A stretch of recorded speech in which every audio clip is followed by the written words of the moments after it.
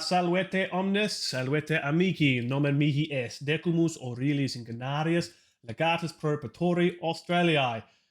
Good evening, everybody. Welcome to the Roman Twitch channel right here on Twitch, brought to you by Nova Roma. I am Decimus Aurelius, broadcasting live from Provincia, Australia, of Nova Roma. It is awesome to be here this evening. Very excited to have our 9th episode of the Republic of Rome board game broadcast. This is the longest session I've seen of this game, brought to us by VIII Games, originally published in 2009, which came off the back of an Avalon Hill edition from the 1990s. A very detailed and perhaps complex game, lots of rules, and I think we're doing pretty well in hitting most of the rules with some level of accuracy. There's some minor tweaks from week to week. For example, last week we were unsure as to whether the Refuge event card affected Philip V in his assignment to the First Sicilian Pirates War that our senators drew in the last session, and we worked out that was in fact the case. So now we see the First Sicilian Pirates and Philip V together as an active war. And we were also able to confirm that when a statesman is played on a family card, they will adopt all tokens, including any current age markers. In this case, our current dictator, Quinctius Fabius Maximus, will take on the age 2 marker from the original family card underneath. So they were some things we've been able to confirm since last week and over the course of the last 7 days. So it'll be an interesting session this evening, and the Senate session coming up. Lots to think about, lots for the Senate to talk about. There are 4 active wars that the Senate needs to be considering, and that's not always an awesome position to be in. They'll need to make sure they defeat at least one of those, hopefully more by the end of the combat phase. Otherwise, that will be lights out for our show. So fingers crossed that the gods are pleased with them and give them all the good graces to obtain more victory. So let's not delay. Let's transition now and bring in our senators and the Roll20 virtual tabletop environment, and we'll get underway very shortly. We'll be back in just a moment. All right, we are live. We are in the Roll20 virtual tabletop environment. Thanks for hanging around while we transition our cameras and microphones. As you can see to my left, video left. Yep, I've pointed the right direction. You can see all of our senators there. Senators, give a big salvete to all of our viewers in chat and on YouTube. Salvete. Salvete. Great. I'm getting some green bars here. It looks like technically we're okay. We had a shocker of a last week, didn't we? Terrible. Okay, we know what to do from here. We're in the population phase, folks. Let's crack on. Starting with working out any changes to our unrest level. We're going to see a +1 for every drought. And all drought effects on wars, and then, of course, any prosecuted wars. So let's talk it through slowly, going back to our wars area. Now, we've only got the one unprosecuted war, and that's the Second Punic War. The others only just came out in the recent turn or are otherwise active, yet to be faced. So they are sitting there. So it's just the Second Punic War that's currently adding a +1 to our total. But if we go to our sandpit, the forum, we'll also see the drought effect card there as well, and that's going to get us a +2 modifier. Now, noting inactive wars, thankfully there's no drought effects from any inactive wars, so the Lustanian War is not providing any problems for us, which is good. So it's just the 2, so therefore we're going to see a change in unrest level by 2. Is there any statements to the contrary? We also have 2 active wars that affect drought. Let's go up and have a look and see. This is why I like to ask the question. We certainly do. So we have the Sicilian Slave Revolt, as well as the First Sicilian Pirates, which also add drought effects thanks to the drought effect markers. So if I bring this card up for everyone as a demonstration, you can see the little, appears to be a broken or wilted wheat crop up the top right, just next to the strength icon there. So that is an indicator that it's also a drought effect. So thank you to Marcus Decimus for also highlighting that. So we're going to see 4 instead. So perhaps if I could ask Marcus Decimus to update the state unrest level from 0 to 4 now. And that is happening. That's very good. Okay, from here, we will now hear from the highest ranking available official or officer. I think it's official in the rules is the terminology they use. Nonetheless, the HRO, the current serving dictator, will now make some comments to the people and then do his usual 3d6 roll for the population phase and the State of the Republic address. So over to you, dictator. Thank you very much, people of Rome, fellow senators. At the current moment, Rome is facing a mild unrest level. We are slightly worried, and we also have 4 wars pressing down upon us. Despite our previous victories in the other wars, these wars continue to arrive. They continue to press us, and we must continue to forge onwards. At the moment, I do not believe that we are in a dire situation. However, we are on the precipice, and we may and we should work together to continue and to settle the unrest, to restore Rome, and to clear these wars. Thank you very much. All right. No claps? Some claps. Okay. Bravo. Everyone's nervous. Okay. All right. From here, to kick off our Senate phase, we will start with the 3d6 roll State of the Republic address and adding plus 4, minusing 4 rather to that modifier. But we also get to take into account the current popularity of the dictator. And so, what is the popularity of our dictator right now? I believe it's 9.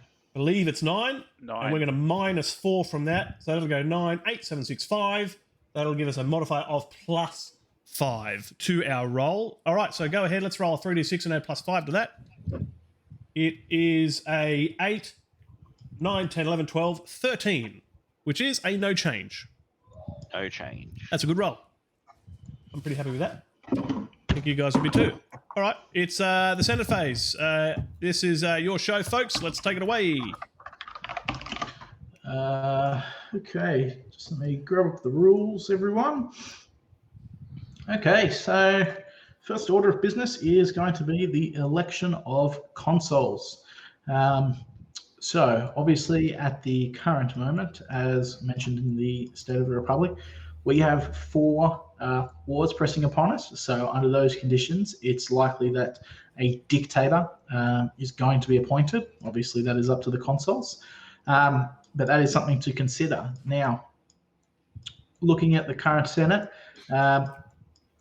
we don't have anyone. Oh, there's only a few options of people with strong military ratings that could fulfill that role.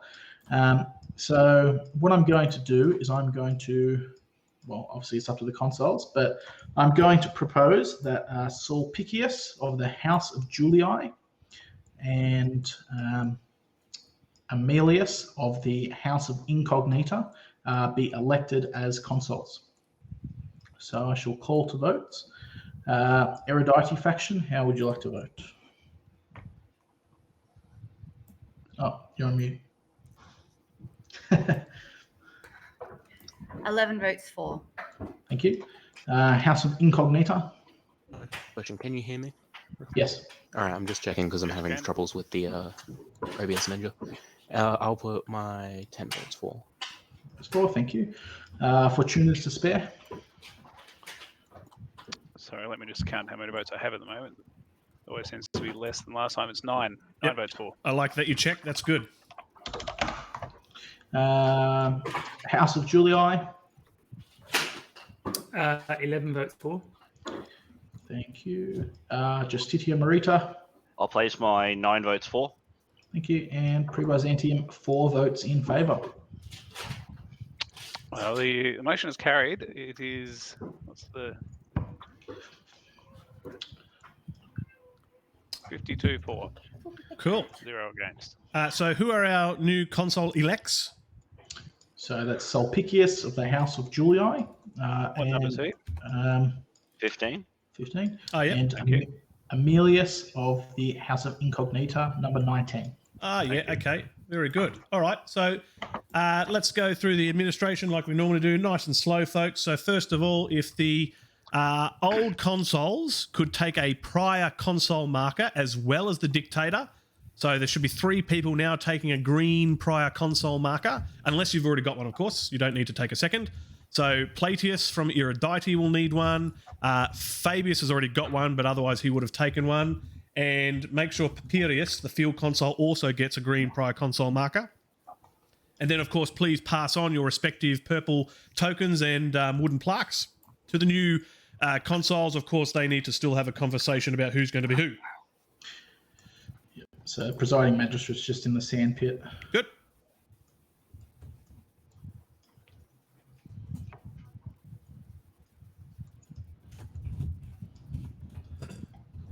Sounds like the consuls are having a private conversation then. Agreed. Just organising the wine deliveries. Good, excellent. I'll move the field console, console tokens out of Fortunatus to Spare to the sandpit for the moment. Thank you. Good. Erudite, do you need me to get you a Pride console marker? Would that be helpful? Noting you are on mute.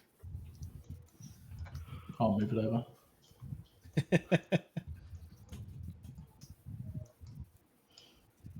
Now you're on mute. Would you like me to get the Pride console marker for you? Yes, please. Thank you. I've already done so. You have indeed. Thank you very much there, Numerous Aurelius. All right. So what do I need to do?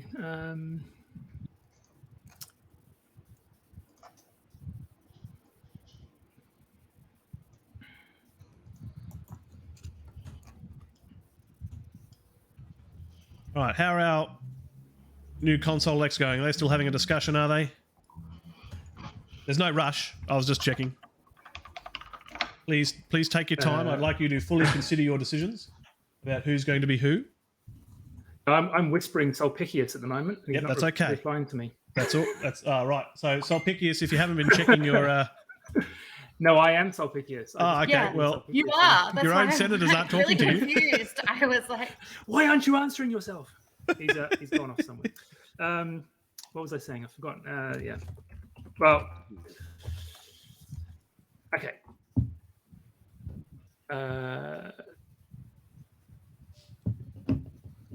Right. So I need to update the influence. Oh, we do Please. that afterwards, right? I mean, even if you haven't decided yet, both console elects can update their senators with 5 influence. Yep. You can certainly do that while we're waiting for discussions. I think we're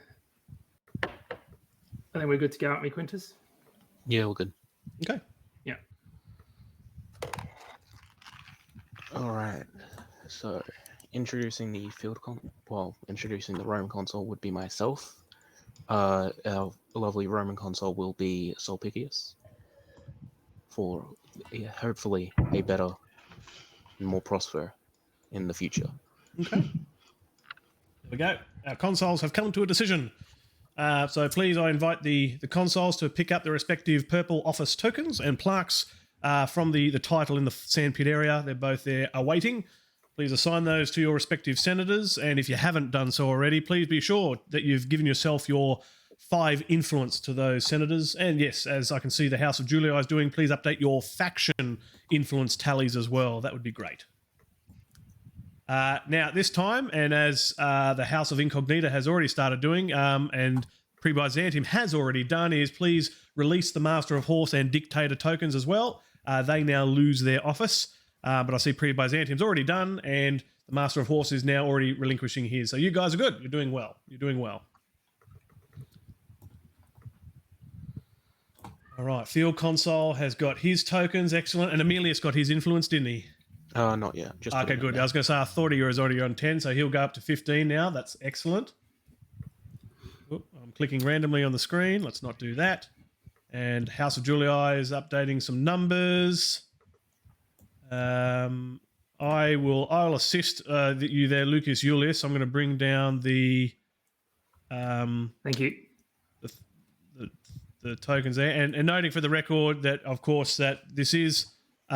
permitted to hold the censor and Rome consul position simultaneously. That's fine. As we're viewing there. All right. Is there anything we're waiting on? Everyone's happy that they've updated their influence on their numbers. Okay. Yeah, Back across to the consoles. Okay. Okay, thank you, fellow senators of Rome.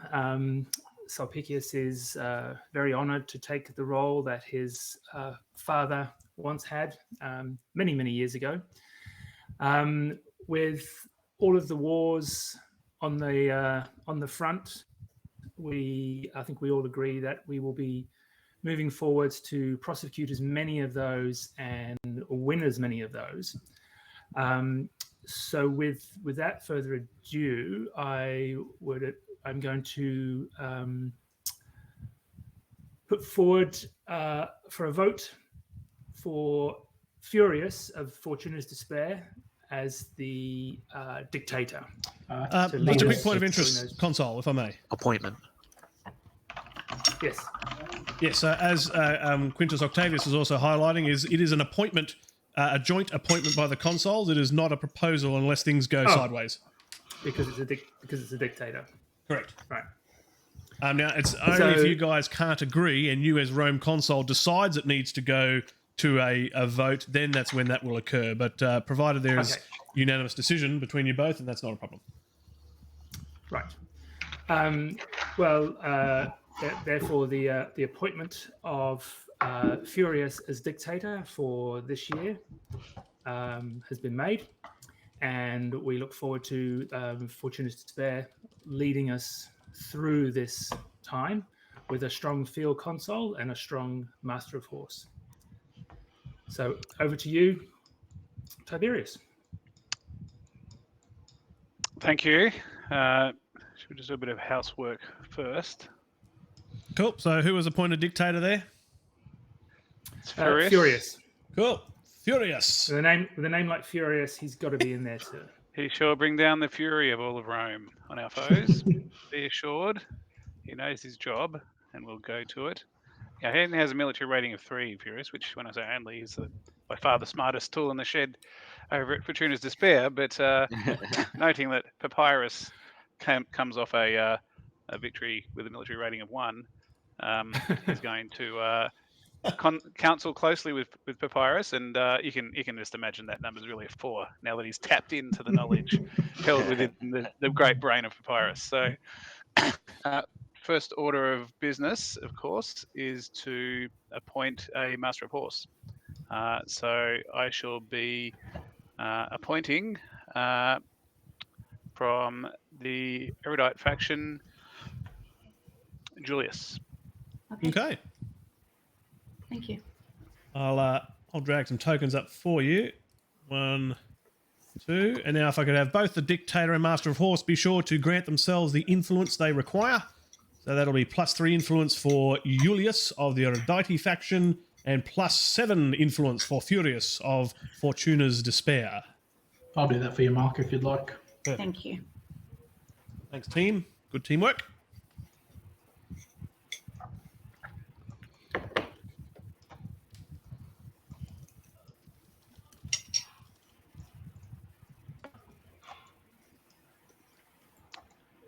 Well, if we're ready, I'll move on to the next step, which is it's the appointment or the election of the Senate? Election for this one.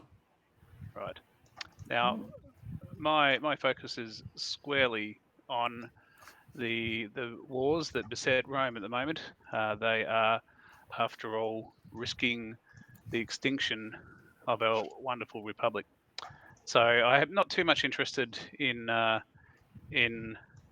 who is censor. All I'm interested is in that whoever is censor does not waste our time with any spurious prosecutions.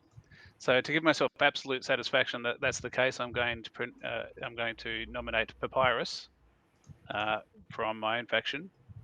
He's eligible, and I know that he won't do anything silly. So my first proposal is that Papyrus is appointed as censor. Can I hear from the House of Julia, please? Oh, now I've got to note the votes and talk. That's hard. Okay. The House of Julia abstains. I'll hear from Justitia Merita, please. 9 votes against the proposal. Oh, come on. Jeez. It's a bit harsh. Pre-Byzantium? I can't say that faction name. Pre-Byzantinium. Yeah, however you want. I think on this proposal, I'm going to have to abstain as well. Four votes abstain. Sorry. 4 votes. 4 votes. Erudite faction.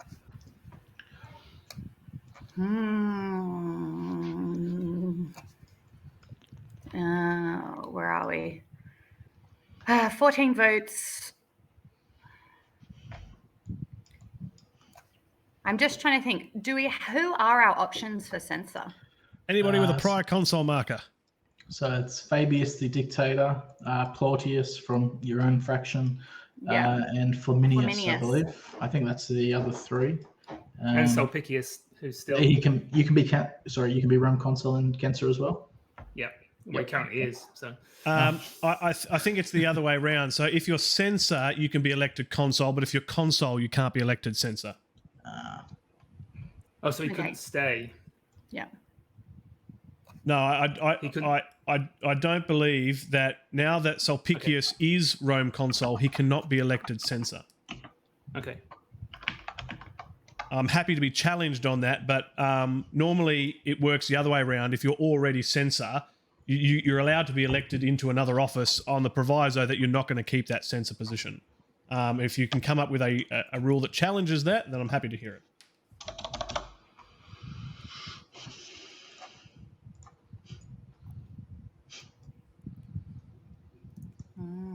Okay.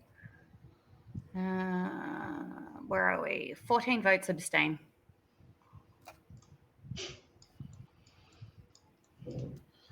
House of Incognita? Let me just have a look at some.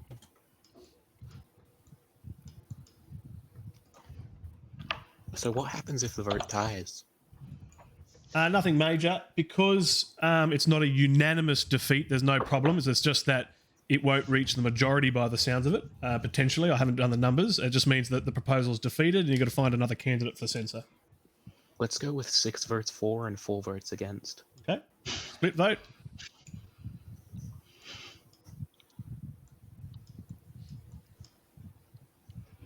And I'll, of course, vote 9 in favour. To give it 15 for, 13 against, and 29 abstained. Did you reach your majority? Reach a simple majority, is that all that's required? If it's a... Yeah, I always thought it was a simple majority. Yeah, if you've reached your 51% majority, then that's okay. You've reached it. Yeah. Yep. All right. I was very tempted just to say 5 and 5, just so, you know. Sounds like you have a new censor then. Note to all, what happens when you promote your own, apparently. Yeah, it was more controversial than I thought. Perfectly I acceptable. don't know what you mean, guys. There's definitely not an example of this.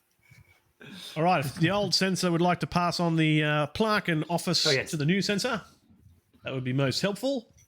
And then perhaps if Papirius would like to award himself 5 influence for taking up the new office.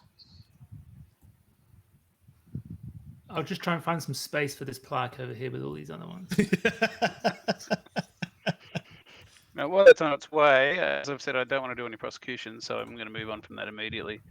So now we're on to governors.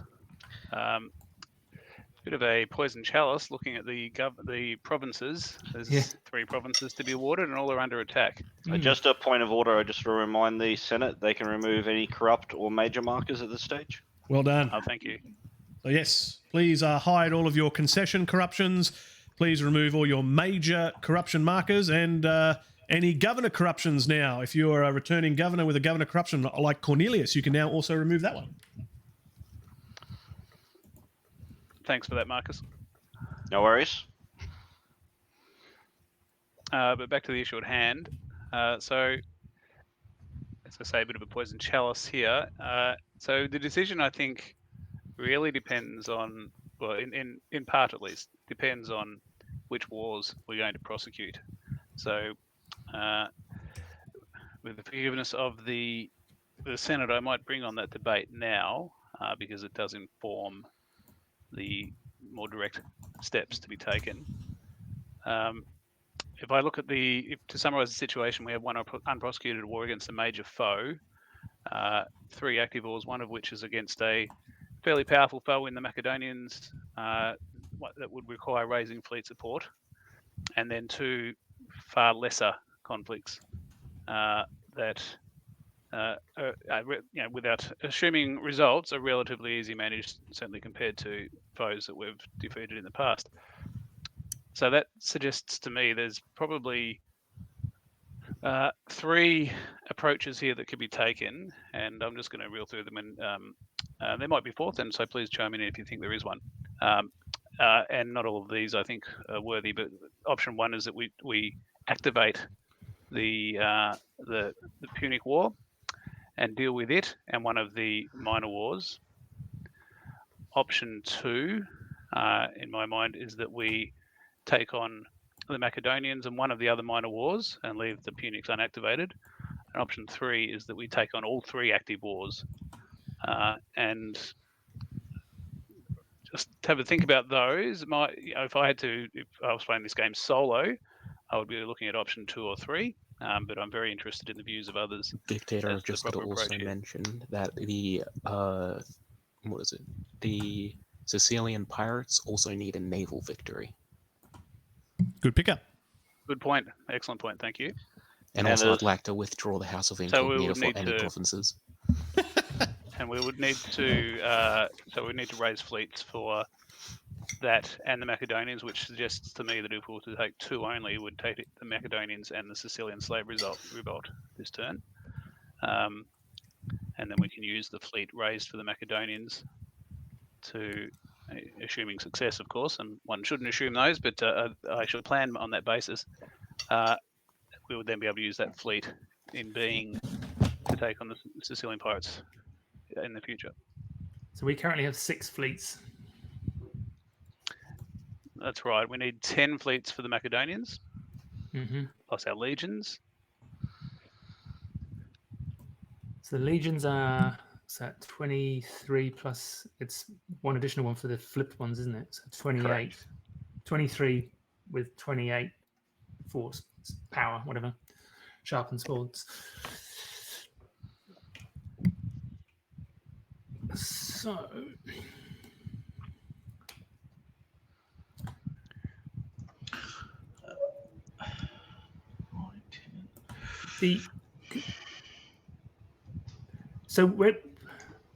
So are these active wars fought at Senate? the I'm playing a tribune card. Oh, nice. Who's who? I am going to put forward a proposal. There is that Fabius Maximus is sent as the governor to Corsica. Fascinating. Cool proposal. So who's the nominating senator? I will choose that the nominating senator is Quinctius, the current Pontifex Maximus. And what's his number? 18.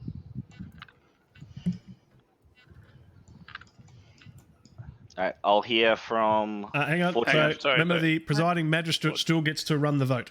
Okay, correction. I'll hand over. Who's the nominated senator to go as governor? That is Fabius Maximus, 2A. Of the pre-Byzantine faction. Of the correct. The really popular guy. Yeah. With all the influence. And so let's have a look at Corsica. Yeah, so Terentius has got some advice on Fabius if he's going to go to Corsica, and it probably involves taking a few books and some goats. So it's and the proposed province was Sardinia. Sardinia, Corsica, yes. Okay, thank you. Sorry, the scribes caught up now. So.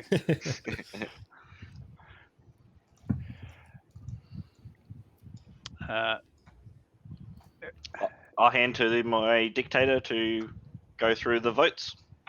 I'm interested. I'm interested to hear from you about the rationale for this appointment. I think a very influential senator needs to have some time to rest, perhaps away from Rome while we do the rest of the discussions, and leave the balance of power within Rome at peace at this time. I would like to say, just before we hold this vote, that the senator in question holds no power, so that's a bit of a redundant question. Influence is power, and power is influence.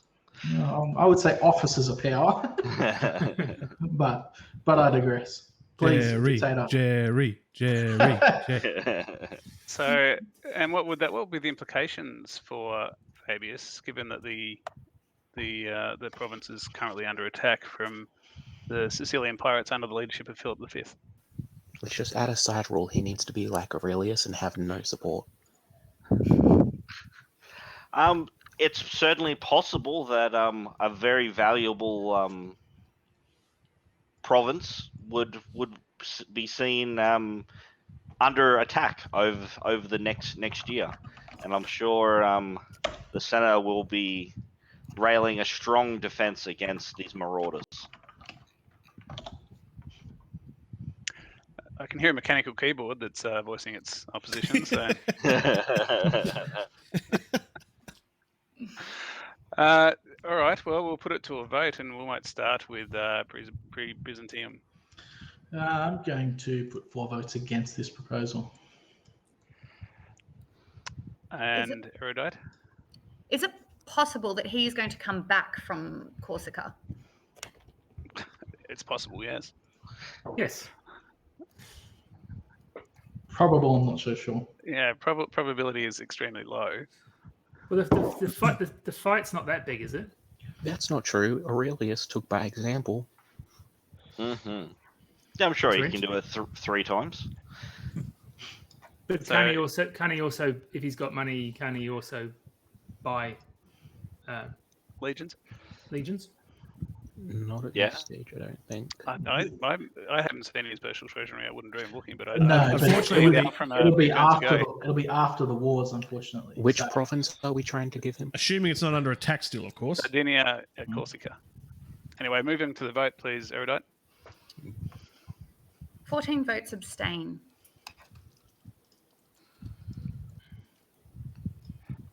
And to House of Incognita.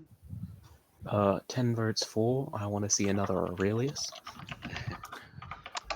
Fortuna's Despair will abstain with our 9 votes. House of Julii. The House of Julii abstains with 11 votes. And Justitia Merita. I'll place my 9 votes for the proposal. Well, the good Fabius is off to Sardinia. Pack your bags. Pack your coffin, I might say. 19 votes in favour, 4 against, and 34 abstain. All right. Aurelius Part 2. For you there, Numerius Aurelius, if you want to grab your away from Rome marker and plop that over our good governor, and can do. I will move some tokens around up this other side, and I'll grab the respective armored variant of you. I think you've already got one up here. Yes, you do. Look at that.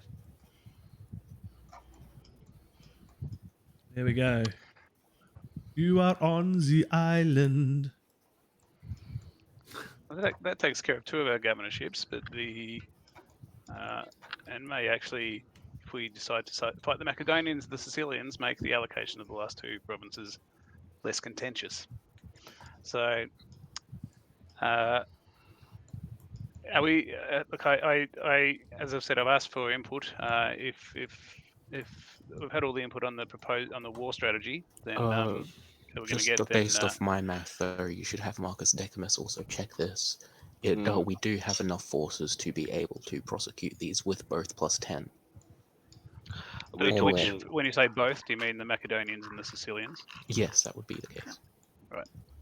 Another kind of thought we could have is, since the Sicilian slave revolt is going against our Sicilian province, which is somewhat well built up with provincial legions, as a possible 4th proposal, we send a strong governor to that province with a number of legions to bolster the provincial garrison that's already there, and have a defensive battle on defensive soil.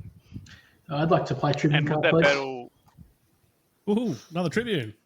Yes, I'll place it in the sandpit. I'll flip it over for you guys. I'd like to propose Quinctius of the Who's Justitia. the proposing senator? That would be Junius of the pre-Byzantium faction. Number Sorry, 1 second. Number 10. Number 10. Yep. All right, so go on with your proposal. I would like to move that Quinctius of the Justitia Merita be sent to Sicily as governor. What number is Quinctius? 18. 18. Nothing I love more than a fiery Senate debate. This is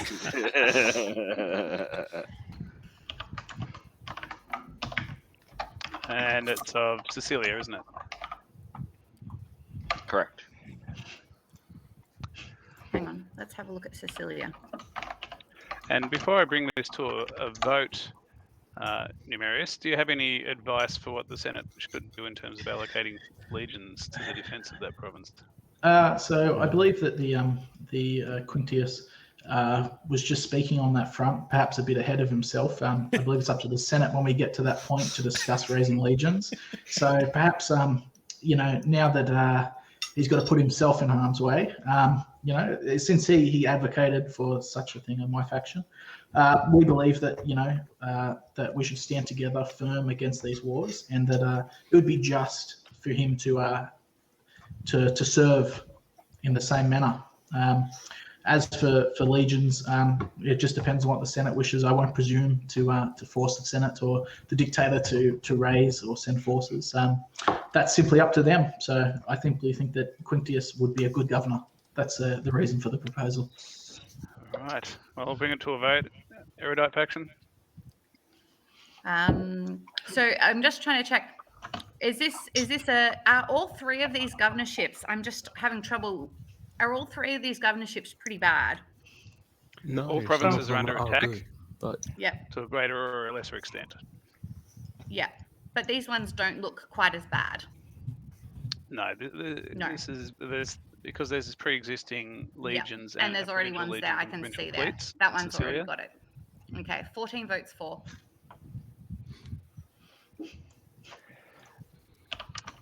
And House of Incognita? well, I did some math in my spare time, so I'm gonna put 10 votes for. Fortunatus Despair will abstain with 9 votes. House of Julii? The House of July is aware that Justitia Merita party has a holiday home on Sicilia that has been there before in the past, so I'm sure Quinctius will be comfortable in that, so we'll be giving 11 votes for. Justitia Merita? Before I place forward my votes, as Pontifex Maximus, I use my holy powers to veto the proposal. whoa. Very good. There is the Pontifex Maximus 1 free veto per Senate used now. And that proposal is now Boring. defeated. I was hoping for some more fun. I was waiting to see everyone's All votes. Now you can pull out your other card and send him to the other island. Yeah. I don't think you can. You can't do it to somebody twice, can you? It'll be a different person. You can send. Yeah. You can send my Yeah. other,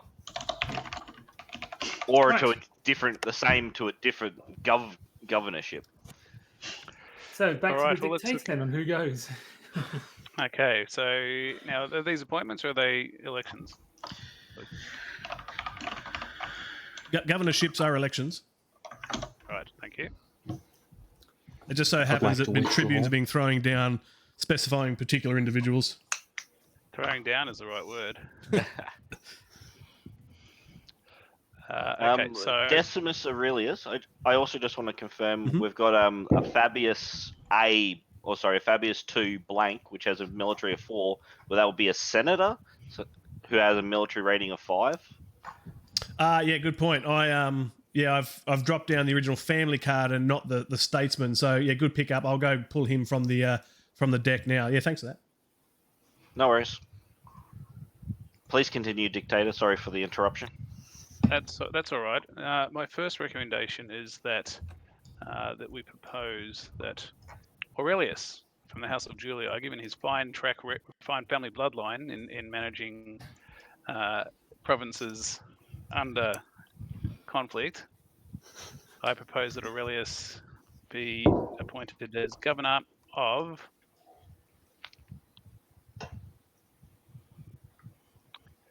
give me a moment, of Illyrium. Sorry, I missed the last bit. Who are we proposing for Illyrium? Aurelius, number 9, from Aurelius. House of Incognita? No, House of Julia. From House of Julia. Where are we? The Yep. son of Son Here of we the go. I've Rock. got him. Yes, here he is. Not very military-like. What do you mean? He was able to defend all of them. Was he? Well, his Yeah. dad. His His dad. father or his Well, his grandfather? dad. His grandfather. Yeah, held out So an let's- entire year against the Second Punic War, led by Hannibal himself. Yeah. So I'm going to move that quickly onto a vote. I'll start with the House of Julia. He'll certainly be hoping for some forces up there to help him. So 11 votes for. And Justitia Merita 9 votes for the proposal. and Pre-Byzantium 2 votes for the proposal. and Erudite faction. 14 votes abstain.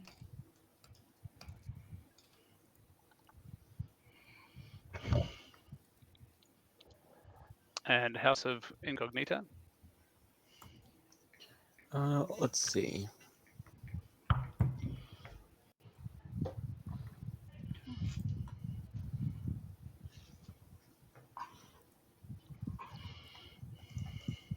I'd like to split my votes 5 for, 5 against.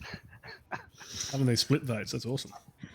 So 5 for, And 5 against. 5 against, and I shall put my 9 votes in favour. So it's 36 for, 5 against, 14 abstained, and the motion is carried. All right. So where's Aurelius off to? Off to Illyrium. Illyricum. Okay, here we go. I'm going to shove some Go tokens Illyricum. around. Thank you.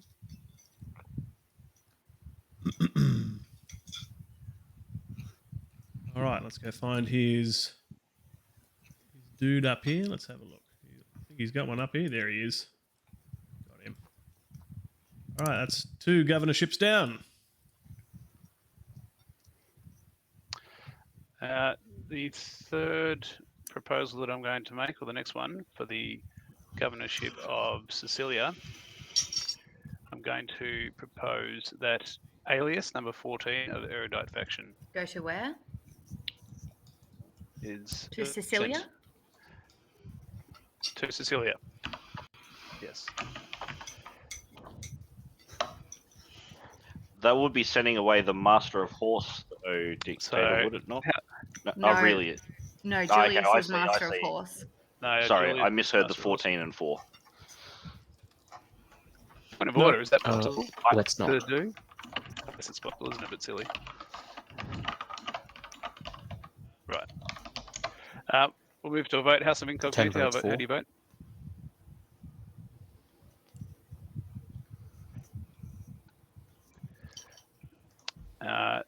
House of July, You're on mute. Should I work out what I just lost? 3, so it'll be 8 votes for.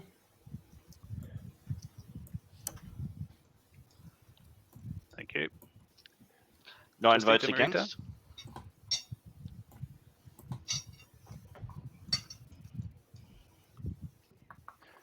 House of 2 votes Byzantium. against.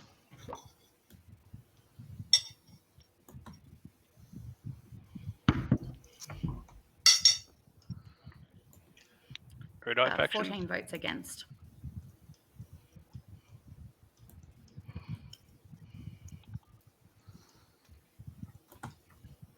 And Fortunatus de Sale will vote 9 in favour, which gives 27 for, and 25 against, so the motion is carried. Close one there. All right. So let's. I'm going to move some tokens again. So who's off to Sicilia? Alias. Alias. 14. All right. Stand by. I'll get you some tokens there. All right. And I'll go back down here, grab one of these apples. All right. And if you'd like to update your faction vote tally now that Alias has left. And I'll grab him his card. So he's a bearded bloke. Let's see if I can find him in the deck. There he is. Got him. That was a pretty easy find. Sorry, I've just got to try and add up. I can't see. You can move that token to see what you lost. That's fine. You can just drag it slightly out of the way. Okay, can you move it? Do you have that ability? I think I've good. got it. I was concerned you didn't have the permissions then. 1, 2, 3. So knights plus oratory that you're going to lose for Alias. Yep. So 5. Okay. 9.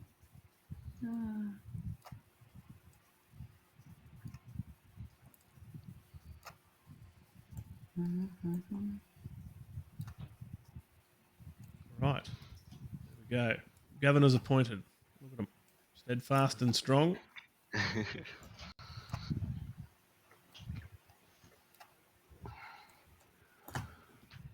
Right. Wow. Well, that was fun. Interesting. So moving right along, I just want to call out for the Pontifex Maximus. If you want to appoint some priests, you may do that now or at any time. Yep, duly noted. Thank you. No problem. We've got no disbanded legions to recall. And that would be up to the individual senators anyway. Right, okay. No consul for life to be appointed. Oh, that's a pity. I thought we might be able to nominate one, but he's gone. He's gone off to spend the summer in Corsica. So, what a pity. So, moving on from that. So, looking at the state unrest level, I am going to suggest that we have a land bill, and specifically, I'm going to suggest a Type 2 land bill. Before I bring it to a vote, I'm happy to hear from anybody who wants to speak in favour or against that proposition. Sorry, I'm having a look at the land bills. Here we go. Yep. I believe that a land bill. Sorry, do you want to go first? Sure, I'll stand up and speak against the dictator's proposal, as he's given the floor for opposition view as well.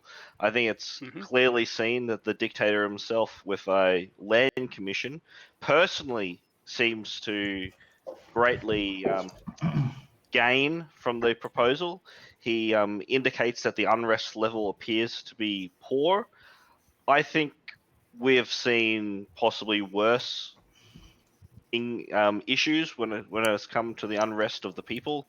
Certainly we have a number of wars which has added to the increase of unrest, but certainly a number of these wars shall be crunched under the feet upon our legions, and we will see the unrest level fall, as well as any sponsoring of personal games that will distract the people. The other thing to concern is it is not merely a Type 1 land bill that the Senate has raised in the past. A Type 2 land bill will concede the continual draining of the Roman people's state treasury year after year, as well as if we were to attempt to remove such a land bill, to see the popularity loss of anyone who would propose and vote for such a measure. So in that case, given the floor at this stage, I would oppose such a proposal. Yes, I'm in agreement with Marcus Decimus on that point as well. I would also say I'm in agreement too, because first of all, if you take in consideration the popularity that we would get, like not popularity, unrest that we would lose because of wars that we will win, because we all should win the wars with our numbers. And if you don't, honestly, something's wrong. But anyway, our numbers on most of our wars will get us, I believe it's a -2 unrest, I believe, for every war we do win. Is that right? -1. -1. Which will put us at a 2, which is still a very low unrest compared to what we've been at, because we've been at 6 before, but we still only put a land bill 1. Also, I don't think we have a land bill in act at the moment. No. And if that's the case, that means you do not have the land No, concession. that's perfectly fine. So he still has and is entitled to hold that until the end of this Senate session if there's no land bill. So now we see the reason why he's so urgent to do so. I just wish to comment, as well as others has reiterated, that the dictator's lack of self-confidence on winning these wars and lowering the unrest level kind of measures of volumes about his prowess. Comments from the cheap seats there. Thank you. Well, if you take a look at our numbers, we can send a +4 to the, believe it's Macedonian War. I believe that's what it's called. Yeah, Macedonian. We can send a +10 to that, and we can also send a +13 to this Sicilian slave revolt. This will get rid of the revolt, save a province. The Macedonian will, I don't know if it gives anything in return in terms of provinces, but it will also give us rewards and money. Meaning that even if we do put it in a land bill, only a type 1 should be required at most. Well, I thought about a type 1 because, look, I note all the comments. My concern is principally around the state unrest level and making sure that we have a good outcome when we get to the population phase. And I had considered in the first instance that a type 1 would be sufficient. But when I look at the Treasury and the need to raise some fleets, as well as to keep a little bit of change in the back pocket, the upfront cost of the type 1 land bill just made it seem to me as though it wasn't the right approach. Hence, the type 2 land bill, which has a lesser upfront influence, albeit it has a trailing impact on the Treasury, of course. I think we should be able to absorb that, and I'm hoping to have the state unrest level low at the critical time. That's my motivation. If I may, I think we found last year that there was plenty of senators willing to put forward talents for games where we brought it back to 0 for 13 talents from a governor to put 2 to reduce that state unrest by 2. I think that's a cheaper way of doing it. And you also got to keep in mind the fact that we only need to raise 4 troops, which is not much at all in terms of our state treasury. Well, not 4 troops, but 4 fleets. And if you want to talk about that as well, I believe you also get money from raising the fleets, which means you could also, in turn, put money towards reducing the state unrest level. And I may well do that. Don't you worry about that. I think it is important, and I'm happy to make a public commitment that any monies netted through either fleets or land bills, for that matter, are put in part to raising to holding the appropriate games. So, all right. Well, thank you everybody for your contributions. I'm going to just propose... one more thing. Yes, go ahead. Looking at your income for raising troops, you would get 20, which is enough to get the maximum game, which would minus our unrest level by 3. So even if we do win a war, or both of them, our unrest level will easily be able to go to 0 if we do so. So Well, more than likely a land bill, if any, is only 1 type 1 required at max, but before, if anything, we don't really need 1 at all. So you're supportive of type 1, I'm hearing? I'm supportive of none. I concur. All right. Well, based on Quinctius' recommendation, I'll propose a type 1 land bill sponsored by Furious and co-sponsored by Claudius from the House of Incognita. If you just give me a moment to actually write that down.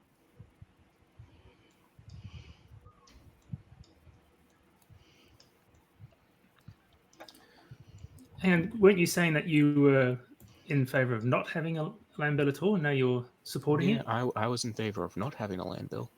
Well, you'll get to vote accordingly in a moment. But you're Yes, saying but He's we the also- co-sponsor. he's a co-sponsor. Yeah. So Quintus, are you co-sponsoring that bill then? Nope. Oh. So I guess, is anyone going to co-sponsor the bill? He could Well, co-sponsor within his own faction. No. Well, the proposal I'm putting forward doesn't require anybody to agree with it. Well, yes, but a proposal of a land bill also has effects on people with how they vote. That's right. Which is why just not having one in general, as we don't really need one, would be best. Well, in my judgment, one is required. So long as you have a willing sponsor and co-sponsor from any combination of any faction, the proposal can proceed. Do they need to be willing, or can they be press? They need to be willing. But you can do it from your own faction if you choose to, Dictator. That is correct. Well, that rather spoils the fun. Wait, right, dictator. What point is it being a dictator if you can't dictate what people do, eh? That's what the console for life is for. But you said you didn't wish for such a thing, so Dictator. Well, was anybody interested in co-sponsoring a land bill type 1? Nope. All right. Well, poor form, senators. We'll move on to the next sequence.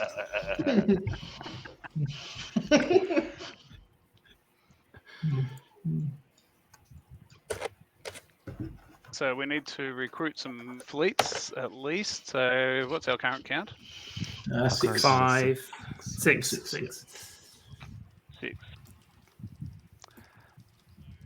So assuming that we are fighting the Macedonians, is 4 sufficient, or should we have some insurance and take out more than 4? I don't think we can. Like 4 does reach our required level of 10. Usually our insurance is to cover a disaster, which in this case would be 20, which is far beyond what is required. A standoff, which is losing a quarter, I still don't think it's worth to raise enough, because what will that be? Well, I think we should look at what we're going to do next turn, in terms of maximising what we raise this turn and what we raise next turn. Obviously, I'm assuming if we fight the Macedonian War and the Sicilian slave revolt, then next turn we'll still have to raise, another 5. No, maybe not if we're not going to fight both wars next turn. So I guess that's the question, what's the most efficient way to divvy up these wars across these 2 turns? Well, we could go for a plus 12 and a plus 11, or a plus 13 and a plus 10 on the Sicilian slave revolt and the Macedonian War.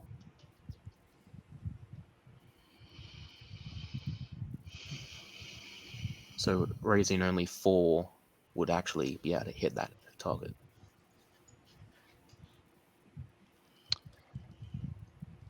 All right. So we're happy with 4? I think so. Okay, so the proposal for the senators is that we recruit 4 fleets. Can I hear from pre-Byzantium?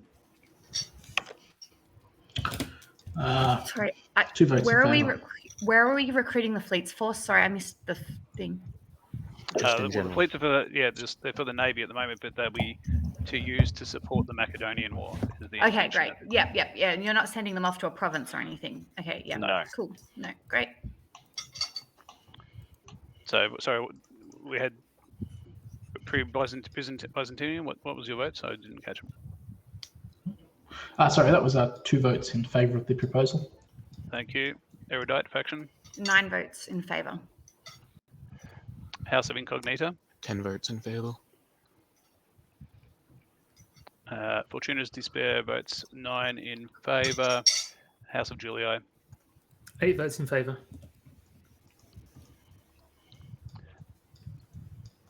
And Justitia Merita. 9 votes in favour. So it's unanimous for a total of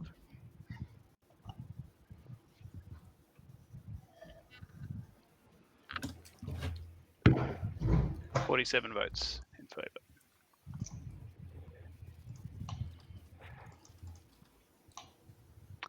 All right, thank you. So can I ask Numerius to take care of the state treasury, and Marcus just to add the fleets to the active forces box, please. Roger that. Good work, Dictator. Make sure the shipbuilder gets his money. Oh, good point. Yeah, I forgot about that. Shouldn't have said anything. And make sure his corruption is therefore revealed. Yep.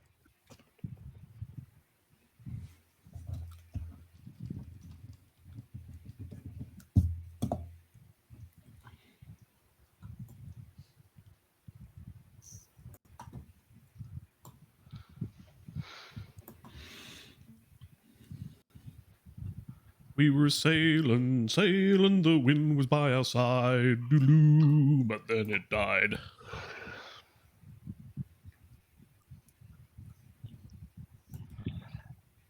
Okay, so now we have recruited the legions. I think we, sorry, the fleets. I think we have enough manpower and legions, don't we? Yes, we do. That's my guess. For So which- that's if we take that. The Which, intention sorry, would be for the Macedonians and the Macedonians? Sicilians. Okay.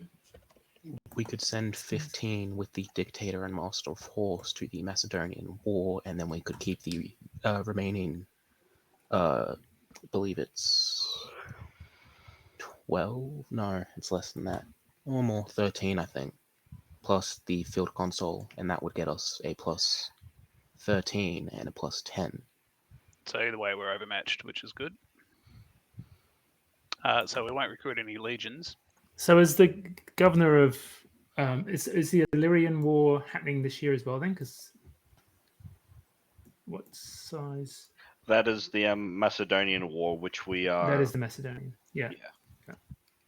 Yeah, so we're heading to that and the Sicilian slavery Yeah. revolt.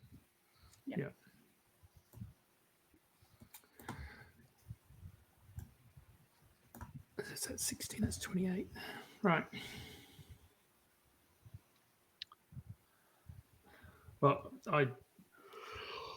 you guys are better at maths at this than I am. I haven't caught up with that one, so you all seem very confident with it. Yeah, the numbers seem to be on our side.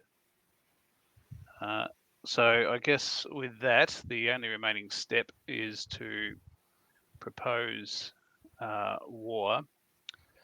So Quintus, what was the count that you suggested for the Macedonian War?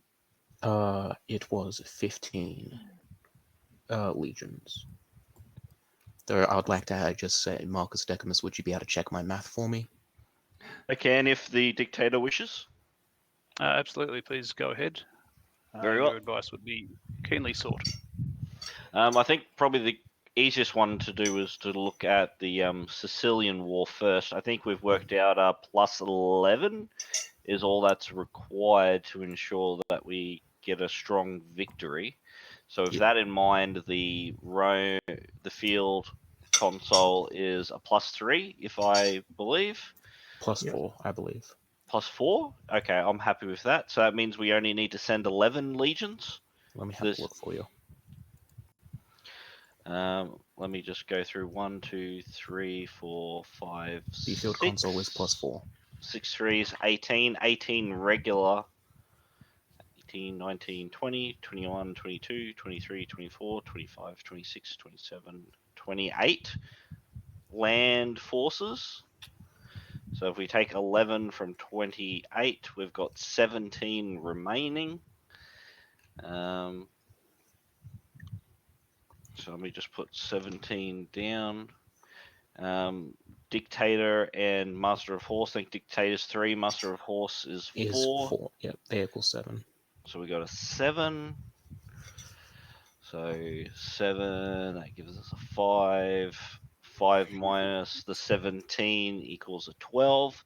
So we can, it's probably worth Nelly, we'll send all their legions. So yeah, prosecute 11 legions to the Sicilian War, then the remainder legions to the Macedonian War. And my math has that as a plus 11 to the slave plus 12. and plus 12 to the Macedonian. Thank you. Make sure to send field consul first.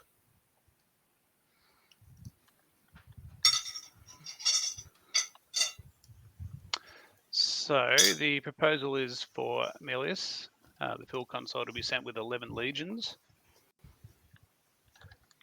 to prosecute the Sicilian pirates. Is that right?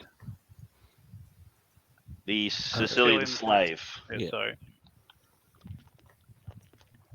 Thanks for the beverage time, Master Splinter. Now, just taking into account any additional votes you might have for wars, can I hear, first of all, from the House of Juliet? 8 votes in favour. Thank you. Justitia Merita? I will put my 13 votes in favour. Pre-Byzantium? 2 votes in favour. Erudite faction? 9 votes in favour. And House of Incognita. First of all, just a reminder, guys, you got your priests and Pontifex Maximus votes because we are sending forces, and also 10 votes for. Thank you, and I shall vote 9 votes in favour. So the total is what's passed. Plus 2. 51 in favour. So we're in business on that one. Okay, who's the commander that we said? Aurelius. That's under Aurelius. Aurelius. Oh, yes, okay. I wonder if I've got a card already for him. Let's have a look. Yes, we do. Aurelius's field consul. If you'd like to put your away from Rome marker on your senator there for Aurelius. See, somebody's already bringing his legions up. Very good. That's what I like to see. And don't forget to update your faction votes accordingly now that Aurelius has left. Yep.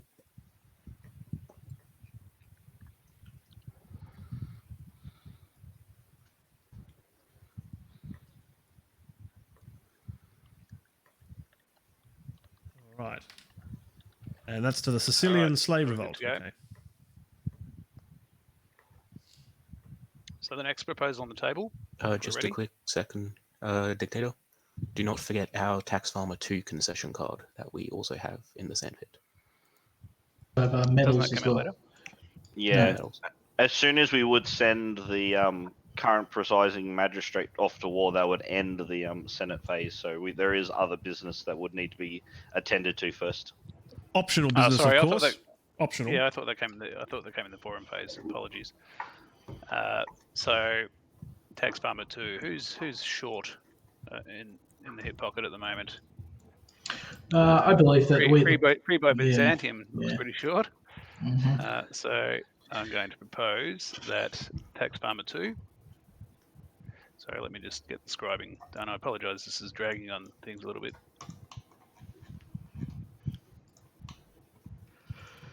Can concessions ever be moved from one senator to another within a faction? No. Nope. The only way that concessions are removed is through successful prosecution or death. Or wars that destroy the farms, of course. All right, so the proposal is that Tax Farmer 2 be awarded to Junius of a pre-Byzantium faction. I'll start with pre-Byzantium. I'll offer 2 votes in favour. Erudite faction. 9 votes in favour. House of Incognita. 10 votes in favour. House of Julii. Wait, no, I've got to do 7 because Aemilius. Yeah, good. 8 votes in favour.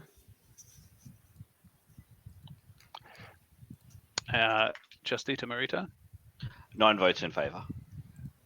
And mine will be 9 votes in favour as well. So it's passed. If you can go ahead and get tax farmer card Numerius. Thank you very much, You Senate. found-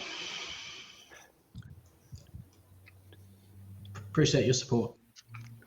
44 in favour and none against.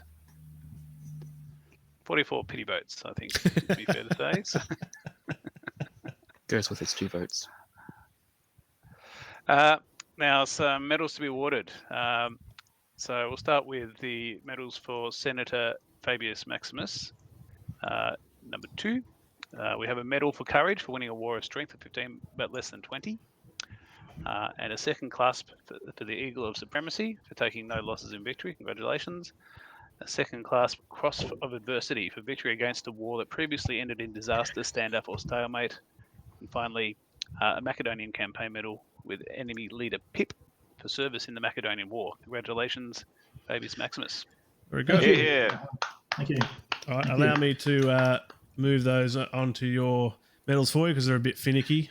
It so was, I can it do was that for nice to you get some pity votes after winning some wars and being a decorated war hero. But I'm glad you guys supported me. So Well, we'll put them in the post. Now, Ozpost's under a bit of stress at the moment, so you won't get them probably before you've fought off the enemies at your gates. But yeah, they're on the way. perhaps I'll win some more. So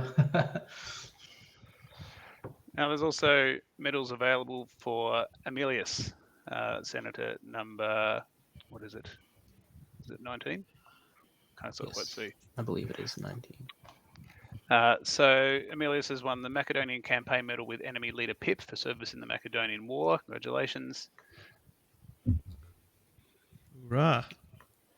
Do I need to move some medals there as well? Line up some pips, etc. Thank you. Won't be a moment. We also have a posthumous award. Posthumous, for yep. Senator, yeah, sorry, that's the right pronunciation. For Senator Aurelius, number 9, a second class Medal of Fortitude for fighting a war with a base strength of 5 or less, and a second class Punic War Campaign Medal with enemy leader Pip for service in the Punic War. So I think that gets popped in the post as well, doesn't it?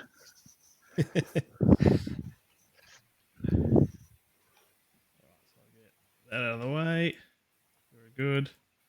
Aemilius has got his coming. Okay. And last, but by no means least, is probably an unexpected medal. One never expected. Papyrus and indeed Fortunatus Despair never been fascinated by little pieces of tin to pin on bodies. So nonetheless, Senator Papyrus wins the Roman Security Medal for putting down a revolt of the Illyrian War.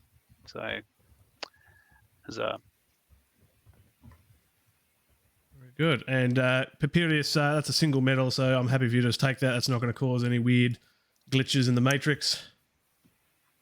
And I'll update Aurelius's clasps now for his medal setups. Very good. All right. Well, it was father's medal. Yes. Now in the Museum of the House of Julii.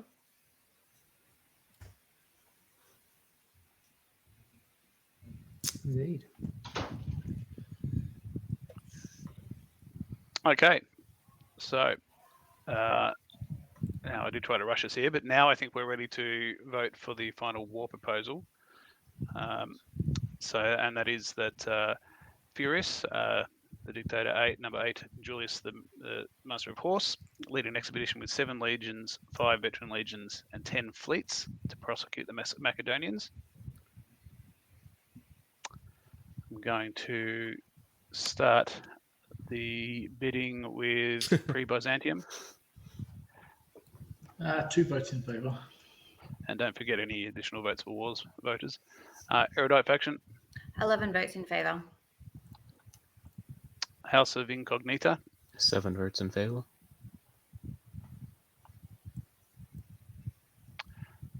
House of Julii. 8 votes in favour.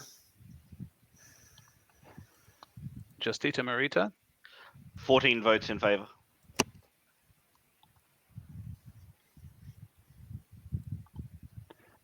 And Fortunatus Despair will vote 9 votes in favour for a total of 51 in favour. And that means we're off to war. Cool. Who's our Master of Horse again? Is that Julius? Mm-hmm. Yeah. It is, yes. Excellent. I don't have to go card hunting. Excellent. I'm just moving some tokens ready. So Furious is our dictator, yeah? That's right. I just wonder if Pontifex Maximus has any words of prayer to say for our brave fighting men and women? Well, mainly men. Mainly men. And Perhaps, the baggage train, which probably had to come in it. Perhaps no official prayers at this stage, but I'll certainly say a few words. Best of luck to all of the brave soldiers. I believe it has been said in the past that we've raised the largest forces known to man, but I think certainly this, with the combined land forces, the skill of the legions themselves, as well as the large number of supporting fleets and the industry that supports them, you now, leaders of Rome, control the largest land and sea combined arms forces in the world, and the gods are with you. Thank you. Bravo. And that adjourns the Senate. Thank you, dictator. All right. Let's see. So we're going to be fighting, first of all, the Sicilian slave revolt. The next war we'll fight is then the First Macedonian War with the dictator. And finally, the only other one that needs to be considered is the provincial war with Sardinia et Corsica with Quintus Fabius Maximus. Tax Corsica et Sardinia. Yep, good. Perfect. That's as long as we win the others, right? Or else we have to do them all.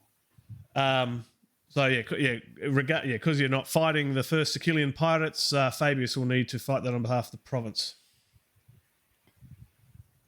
All right, so let's start in the order that they went with the Sicilian slave revolt. So I'm going to zoom in there, double check some details, and that's with Field Consul Aemilius as commander. Good. All right, now I'm going to change my view, go down to the combat results table, and get ready there. Let me zoom in on that.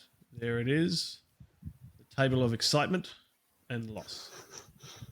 Okay, cool. So let's do our normal sums. Give me the total strength of the Senate force, including the commander's military rating. 15. 15. Give me the total strength of the enemy war card with any applicable leaders. 4. 4, which gives us a difference rating of 11. All right, now let's talk about danger numbers. What do we not want to roll in terms of standoffs and disasters? 17 is a disaster and 15 is a stalemate. Okay, not too many numbers there. That's not too bad.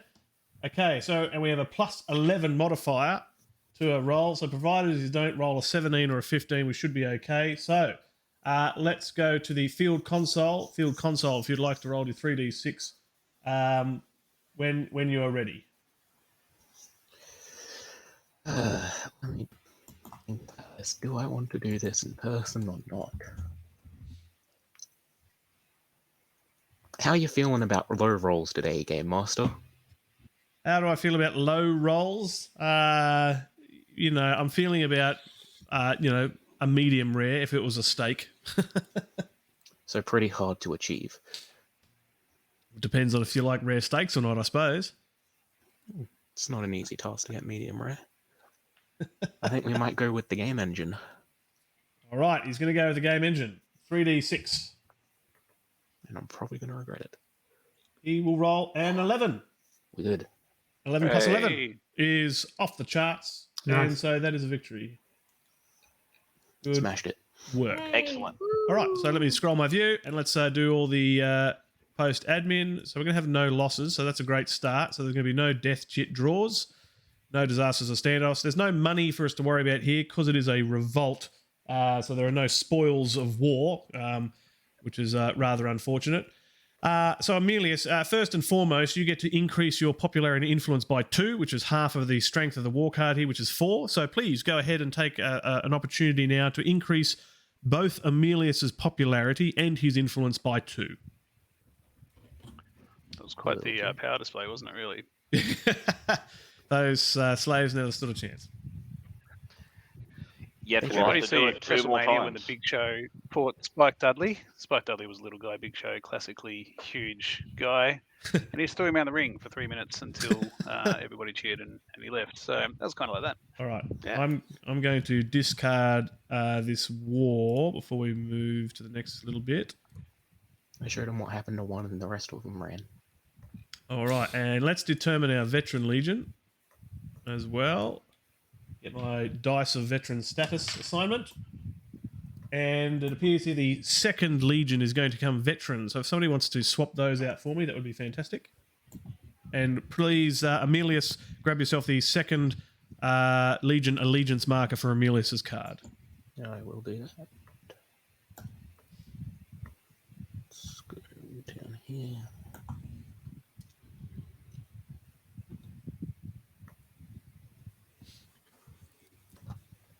Which slave revolt did Spartacus come out of?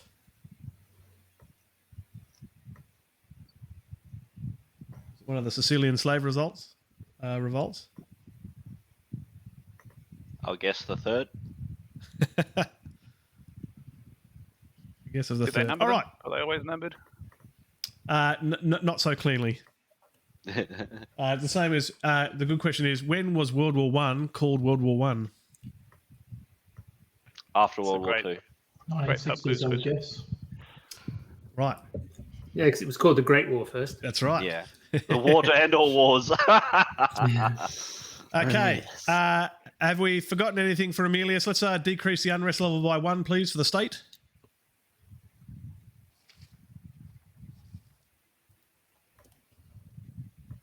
The other thing we probably need to just double check from the end of the Senate phase, we don't have any land bills, so can I see the land commissioner concession go to the forum, please? You can. Now, the refuge event is already in effect. That's just there for reference. Okay. So that's cleaned up there. We've so somebody decreased our unrest level, did they? Yes. Good. I see it's down to 3 now. Excellent. Very good. Just checking our sheet here. All right. And Aemilius, you got your popularity and influence. Yep. And you've got your veteran allegiance marker. Correct. Excellent. Okie dokie. Let's do the next war. First Macedonian, with Dictator Furius leading and Julius, the head of the cavalry, as Master of Horse. Let's do our checks. Let's just make sure we do, in fact, have the required fleet support. 2, 4, 6, 8, 10, which we do. We are able to proceed with the land war. So I'm going to go change my view back to the combat results table. There we go. Okay, let's do our sums like we normally do. Can I please have the total strength of the Senate forces, including legions and dictator and Master of Horse rating, please? 24 by my count. Anybody want to challenge that? Nope. No, good. No. Dictator knows his own forces. That's good to hear. Okay, what is the total strength of the enemy war, including any applicable leaders? 12. 12. And that gives us a nice clean difference of 12.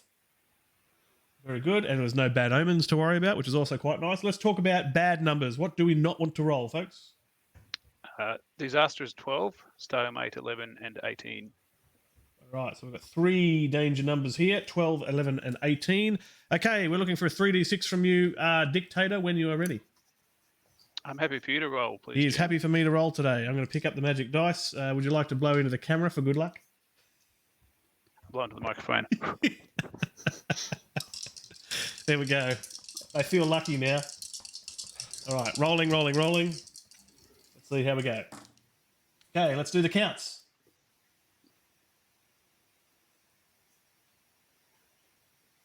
Okay, and what was 11? Stalemate. Okay, we have achieved a stalemate on this war. Let's go back up and have a look. All right, who wants to bring up that section of the rules? I know, Marcus Decimus, you've been quite good at this in the past. Would you care to go to the stalemate section in the combat phase of the rulebook? And if you'd like to guide us through that so we can do this correctly. I think he's on mute. Let me just double check my side as well. Thank you. Yes, I was, sorry. A standoff, when a warren leader has a grey number with an S on the right-hand side, is a standoff. Standoff. The combat results table is ignored. Yep. Losses in a standoff is equal to 1/4 fractions rounded up and all participating Roman forces. The Roman commander remains in command as proconsuls unless recalled or killed. Okie dokie. So let's start by quartering our fleets and quartering our legions. So let's have a look. We've got 3, 6, 9, 12. A quarter of 12 is 3. Is my math correct? It is. All right. So we're gonna kill off 3. Let me do my legion assassination maneuvers here. See which ones get to cark it. So the first legion to perish will be the 12th legion. I'm just going to drag that down. Okay, let's find the second one. The next legion to go, it's a veteran legion. That's the 8th legion. I'll bring that down. That's unfortunate. And the final legion death is, it's the 20th. We lost 2 veterans there. That's annoying. Okay, let's do fleets. First fleet loss is the 2nd fleet. So hang on, we got 10 here. Half that is 5. A quarter of 10 is rounded up 4. 2.5. So we've got to get rid of 4 That'll be fleets. 3. 3. You A said quarter will rounded be up, 2.5. Yeah. So So it is quarter 3. will be 2.5. 3. Yep, now you're right. That's good. Okay, so we get rid of 3. So we've got 1. We've got to get rid of the 21st fleet. And we've got to get rid of the 10th fleet. There we go. All right, so if somebody wants to take those perished legions and fleets back to the force pool, so not the AstroTurf, the other way, all the way down the bottom. Those perished forces. Unfortunately, we don't get to see them unless we pay for them. Again there. So we've lost a total of 3 legions, and so we lose... so continue to talk us through legion losses. Now, we lose popularity per fleet. So let's have a look. The commander, regardless of battle result, immediately loses 1 popularity for every 2 legions that are lost rounded down. So we've lost 3, which is really going to be 2. So it's going to be -1 popularity to Furious, please.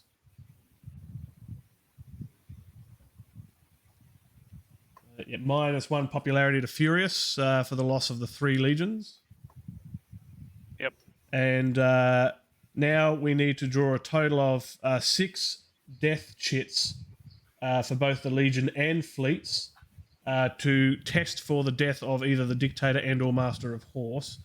So you're familiar with the mortality roll table. So we'll do this nice and slow. We're looking for numbers 8 or 4. Well, we're not, but they're the numbers that we are most interested in. So at your leisure, dictator, if you'd like to click on the mortality roll table and see what the first one is. That's a 23. Okay, so that's 1. Let's do another one. That's a 13. That's okay, do another one. 22. Good. Do another. What's that? 6. Ooh, lucky. We're okay. Carry on. Next one. None. That's a good one. Oh, I like that one. And the last one is a 7. 7. Ooh. Wow. We got through it. Bracketed in. That's 6 death chit draws, correct? Is that 6? Correct. 4, Yes. 4, 5, 6. Okay, so both the Master of Horse and Dictator survive. We've done death chits. We've done popularity for loss of legions. We've done legion and fleet death. There's no unrest level change because it wasn't a disaster. Where did the destroyed forces go again? Sorry. They go all the way down the bottom to the force pool, so not in the active forces AstroTurf. You'll see the other legion tokens there and the veteran tokens there. Do you see them? Yep. Yep, that's it. You got them. Perfect. Thank you. Yep. Excellent. Right. Anything else from that stalemate rule that we need to be aware of there, Marcus Decimus? What's that mean for fleet support? And Sorry, our ability to standoff. stay in the war. So that have war less will now be fleets. unprosecuted. right. Let's just have you roll in the game engine to see what you would have got. Yep, if you'd like to roll in the game engine to see what would happen. Nah. Now, leave Results are in. it to a mystery. Alrighty. now we Did go we to have the Marcus provincial Decimus re-logging in again? Did he? He's dropped off the OBS. So I take it Cecilia is no longer under attack. Is that right? Correct. So we can remove that province attack marker. So that province is now no longer attacked. So Aurelius can breathe a sigh of relief. That's quite good. And he'll be able to do the normal provincial stuff in the forum phase. See the comment, Numerius Aurelius as Fabius would not have lost. He's a grand war hero, guys. So Well, Fabius gets the chance to prove himself right now, doesn't he? All right. So I see they've. he has no support from the Senate, but I guess he'll do it on his own. I've just seen that Marcus Decimus has just reported into me to say they've had a massive lightning strike here and his internet's just gone down. So we'll see what happens. We'll progress as far as we can where else his input is not required. I'll just take a brief moment before we do the provincial war just to reply to his message that he's sent me here. I thought I heard thunder across the microphone from somewhere. Must have a big storm going through. That was the Macedonians. All right. Was his computer upset that the game engine wasn't rolled? Yeah, that might have been it. Okay, so now we have to go across to Sardinia et Corsica for Fabius to fight off that first Sicilian pirates there. So let's talk about Senate forces, which in this case is only going to be 5 because that is the strength of the governor here, which is Fabius. The enemy forces is a total of 6, 7, 8, 9. So that's a difference of -3. Does anybody disagree with that math? Nope. Now, there is a factor that we should just double check in the rule book. So I'm going to go. I do disagree. It's a difference of -4. What's that? Sorry. 9 minus 5 is 4. Oh yeah. You're right. Yes, it is. Sorry, for some reason I had different numbers in my head. We're going to go to the advanced rule portion. We're talking about provincial rules because I note that it requires the naval battle, and I think there is a mention that if there's no fleets available to do naval battle, then that results in a certain outcome. So let's just double check that. Perhaps while we check the rules, all the non-subs can go on an ad for a little bit. All right, let's go down to the part of the rule book that we're interested in the advanced rules. Isn't there 3 provincial naval forces? Not in Sardinia et Corsica. All right. It doesn't appear to have anything provincial at the moment. All right, I'm looking at the wrong number, am I? Provincial wars, here we go. Okay, any war requiring a naval battle that cannot be fought results in an automatic defeat. So we're looking at rule 2.02.41. For anybody that's interested in playing at home, under the rule Provincial Wars, 2.02.41 combat. The Roman-controlled province must attack the war. If the war requires only land battle, provincial fleets are not required, but are, fully committed. Now, if the war requires fleet support, a province lacking the necessary fleet support, can never obtain victory. That's fine. Any war requiring a naval battle that cannot be fought. In this case, we cannot because we don't have the required naval forces here for that war card. Is an automatic defeat. Now, combat is resolved in the normal fashion except for losses. 2.02.411, but there is no other losses to take here other than the death of the governor. So a defeat is an automatic death of the commander. In this case, it's the governor. So we are going to see the death of the old dictator and Quintus Fabius Maximus. Which is sad. He was an influential fellow. So just going to start by moving that card up there. Let's go down to pre-Byzantium and let's go through the unfortunate process of killing off Quintus Fabius here. So I'll take away your away from Rome marker. Let's get that right. It's only 4 letters. Come on. And if you'd like to clear all the tokens off his card as well, please, there, Numerius Aurelius. I suppose Marcus got what he wanted. Yes, it appears so. Yes, everyone who voted, I did write down your name, so perhaps you were. Perhaps. I voted to send everyone, so I had equal. All right, we'll just give him a moment to do that. Look, there's no rush because we're hoping that Marcus Decimus can get back on. Fingers crossed. Well, given the legendary status of the NBN, he should be straight back, really, shouldn't he? Well, look, anything. It's pretty hard to stand up against a lightning strike. Just tell him to get some rice; he'll be fine. Maybe we should have our 5-minute break then. I think now's a good time. We can let Pre-Byzantium finish up some stuff here, and that's a great idea. So let's all go take a leg stretch. Let's go take a break, lick our wounds, fix our lightning strikes. Decimus, why don't we finish the provincial war? We're done with the provincial war now. It's just tidying up of that death. So the Illyricum doesn't need to be done. That was Macedonian, wasn't it? Yeah, that was the Macedonian War. Now, hang on. Maybe we don't. But it's now a force was sent. I'd just be interested to see the language here. Now, if the only reason why perhaps we may need to execute the provincial war is if it's when it's considered unprosecuted. Right. So let's double check that. It says provinces under attack by a war that was not prosecuted by the Senate must attack the war. So since we prosecuted the war, that's good. We are fine. Excellent. So I extend now. I don't know whether that is just the language used, but in this case here, the war is considered unprosecuted because of the now lack of fleet support. Does that mean the provincial war has to occur?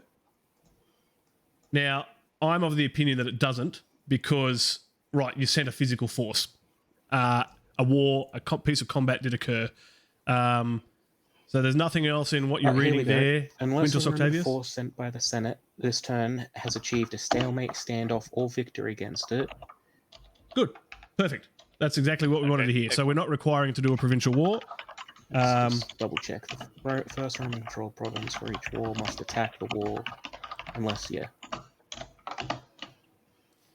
All right. Now, does a defeat result in an unrest level adjustment? Defeat in province. You just the look up. Unrest level is not further affected. Only that's in provincial conflict. If you go to normal defeats. Normal. That was from a provincial point of view. So no, there is no effect to the unrest level for a defeat there. So that's no. We remember that from last time. So that's good. Good. You've read the correct rule there. All right. Now we're considered. So I'll help Pre-Byzantium with their medals and their senator.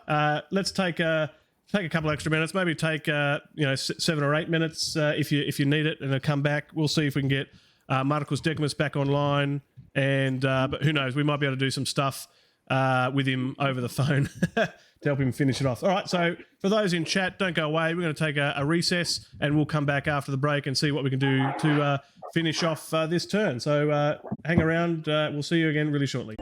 Okay. Welcome back, everybody. We're now back from break here, and thankfully we have Marcus Decimus returning to us as well after the lightning strike. Whatever god that you believe in who controls lightning, Thor or otherwise, was perhaps not happy with Marcus Decimus for some reason. Perhaps probably because we saw the death of Fabius as a result of that provincial defeat because of the first Sicilian pirates. Now, some administration. Just to clarify, to finish off the combat phase, is now Sardinia and Corsica, the province, is now aligned with the first Sicilian pirates. So you guys have now lost that province. That is now aligned with the war. However, it doesn't add anything to that war strength because it in itself was worth nothing. So, but nonetheless, that's one extra governor you don't need to worry about now going forwards. The other thing we can talk about now is actually Fabius himself. So the statesman has now gone to the discard pile, as is the protocol for statesmen that die. And as per the rules, which we have not only just realised and are enforcing as of now, Fabius from Pre-Byzantium now goes to the Curia, and the faction doesn't get a save persuasion attempt. The save persuasion attempt is only for natural death, and as this was not a natural death, he doesn't get the opportunity to make that save, and Fabius wasn't the faction leader. So in this case here, Fabius is now in the Curia, and the HARO will get an opportunity to revive Fabius and Valerius in a future part of the turn here. So that's unfortunate that we saw the death of that statesman and senator there. Back on the wars, Furius from the First Macedonian War and the Dictator is now pro-consul at that war there. And as a result, the Dictator can also grab a pro-consul marker, so he can switch out the Dictator token for a pro-consul marker.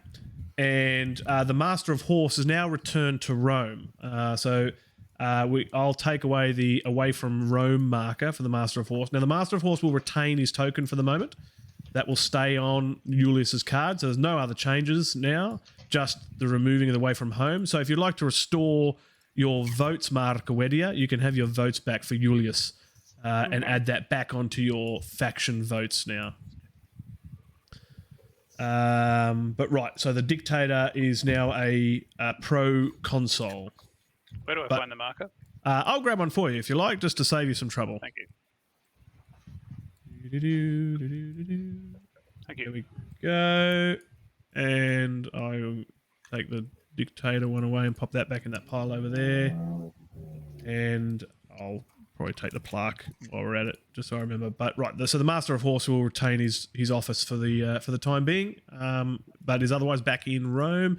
But right, so the proconsul Furius is still away, and Emilius is technically still away as well at the moment. So no changes to the vote tallies just yet for either Fortunatus Despair or House of Incognita. So nothing else to do there at the moment. Okay, so let's round out the administration for the combat phase. So unprosecuted wars, active wars not dealt with. So we know that the First Sicilian Pirates is not dealt with. That will become unprosecuted, and that will move down next to the Second Punic War. And because of the lack of fleet support now from the standoff of the First Macedonian, the First Macedonian is also considered unprosecuted as well. So that will be 3 unrest at the appropriate point when that pops up in a future population phase. We also check that you haven't got 4 or more active wars at the end of the combat phase, which you don't. You've only got 3. So we are safe on that front as well. And there are no wars that have a age marker 6 or more. So we are also good on that front too. So you guys continue to survive for another round. Scraping. Okay. I think we're happy with the combat phase there. Unless there's any remarks, let us now commence the revolution phase. So, starting with the highest ranking available officer, let's determine who that is. Who is our Rome consul? It's Sulpicius. Sulpicius is our Rome consul. So we're just going to double check for any voluntary retirements here, checking for that minimum 20 influence from a senator. So having a peek around House of Julii doesn't appear to be the case. Nope. Let's go across. Justitia Merita, nobody with 20 there. Pre-Byzantium, nobody with 20 there. Eurydice faction, nobody with 20 influence there. House of Incognita, nobody with 20 influence there. And Fortunatus Despair, we have one, Papirius. He's currently age 4, so he doesn't meet the age requirements to retire. So no voluntary retirements from Fortunatus Despair either. Okay, from that point, we now get to move into intrigue. So at this point in time, all players can freely trade cards, should they so wish, from their hand. Is there any players looking to make trades at this point in time? No particular order. Well, we see Numerous Aurelius might be trying to do something as his mic is muted, so he's definitely typing. No, I just usually keep it muted most of the time. I don't want you guys to hear me drinking all the time. So. Okay, it doesn't sound like there's any trades on the go here right now. No, I got all the cards I need. All right. So now we're going to start again with the HRAO and give an opportunity for people to play cards from their hand. Now, the HRAO presently, still right now, is the House of Julii and the Rome Console. So give me an opportunity. I just wanted to answer a question in chat from someone.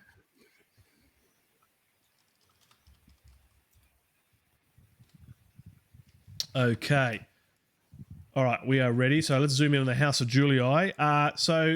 When also, just for House of Incognita, I just want you to also consider if you're choosing to disband veteran legions on your return as well. Just have a think about that, because you'll get to do that on your cycle here as well when we come around to you to play cards as per our cheat sheet. And then we'll eventually do your declaration of rebellion for that, or not, for that victorious commander. So, Lucas Julius, would you like to play any cards from your hand at this stage? No, I would not. Okay. I'd like to get some cards soon, but... Sure. Duly noted. Justia Merita, any cards you'd like to play at this point in time? Not at this point, thank you. Okay. Up to Pre-Byzantium, any cards you'd like to play at this point in time? Yes, I've got a concession I would like to play. Certainly. I shall drop it down and flip it over. So it's armaments. I've only got one senator, so I'll put it on him. Sounds good to me. I'm going to send it to the back for you as well while I'm at it. There you go. Okay, thanks. Should be able to drag that as required. There we go. Armaments. So let's bring that up just so everybody can have a squiz, because I don't think we've seen this one yet. So here it is. Immediately click 2 new talents per legion raised. May be destroyed by natural disaster events, and obviously goes to the Curia if destroyed. There we go. So a bit like the shipbuilders one, really, except money for legions. All right, that's Pre-Byzantium done. Any other cards from you, good sir? No, that is all at the moment. All right, across to the Erudite faction. Any cards you'd like to play at this point in time? I have no cards to play. I have a question, though. What's happening with Calpurnius, who's in the sandpit? He will await there until somebody persuades him. Okay, cool. Cool. No cards to play. Let's go across to the House of Incognita. Any cards you'd like to play at this point in time? No, there is not. All right. Now, I guess, and this is the way it's written in the rules in the order. So the opportunity to disband legions comes up at this point, and this is kind of a bit of a clue as to whether you may or may not declare rebellion or not as well, because only victorious commanders can choose to disband legions. Now, would you be willing or wanting to do that today? I will not be. Okay, you will not be. That's perfectly fine. Would you like to play any cards at this point in time? Nope. Nope is the question there. Down to Fortuna's Despair. Would you like to play any cards at this point in time? I would. All right, please play a card at your leisure. How do I play it? Click and drag from your hand to your playing area. All right. And flip her over. Right click, flip. It's where he pulls out the 4th war and goes, "We lose." The fourth what? What's he pulling out? I missed it. All right, let me pulling it up for everybody. Let's see if it can be played. All right, so what I'm going to do is actually going to have you take that back into your hand. You can't play that at this point in time. All right. Yep, so have a read of the card. It tells you when you can play it. Okay. But if you'd like to play another card at this point in time, you may. No, I wouldn't. Okay, not a problem. All right, that's everybody has had an opportunity to play cards if they so wish. So, nobody has over 5 cards. Doing a quick scan. No, maximum I can see is 3. So, declarations of rebellions. We only have one victorious commander at this point in time, and that is the House of Incognita. Now, an interesting point that our good friend Alan Richborough brought up previously is before you even make a decision, you are actually welcome to check for Legion loyalty should you so wish. But, you know, in the sense of a quick game, you can, of course, just make your declaration or not. So would you be looking to declare rebellion today or hand your forces back to the Senate? We'll hand our forces back.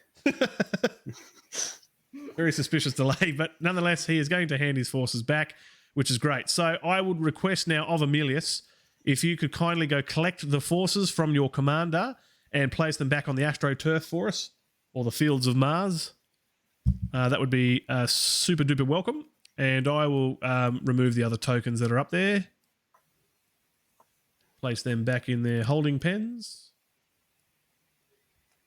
And then, of course, you can also go ahead and remove Aemilius's away from Rome marker as well, because he is now considered back in Rome.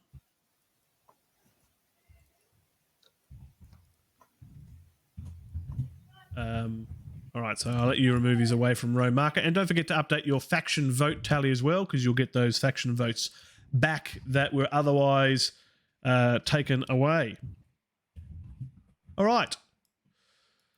Yeah, not the some ups and downs on that turn there. So that will now complete the end of the revolution phase. We have no other victory conditions to concern ourselves with. Let's flip over our cheat sheets. Let's go and start our mortality phase. We're going to start mortality phase now. There are any imminent wars to consider here? There are not. So there are no imminent wars to move around. Let's talk about war exhaustion next. So at this point in time, we're going to increase the age of each war. I'm going to ask Marcus Decimus, I think at this point in time, if you don't mind, if you could add +1 to each of the wars. So we're going to one for Sicilian, one for Macedonian, and the second Punic will get a number 3. Will become a 3-aged war. So take a moment to age those wars up as per the Avalon Hill additional rules. Appears to be rule 3. Section 3 of the version 2.16 living rules of Avalon Hills, which we're employing here. I'll adjust the leveling of those tokens now so they can come to the front. Perfect.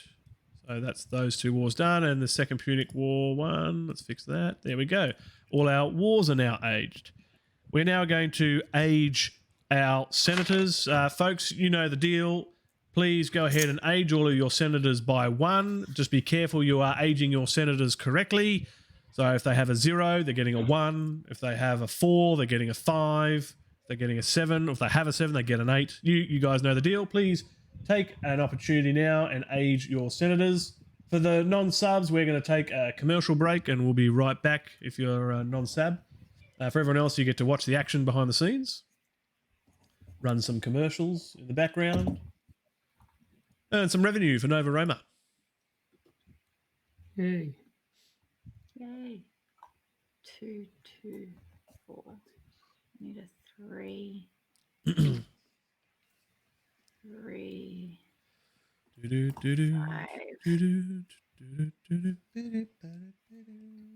What's that, Pink Panther? Why is that stuck in my head?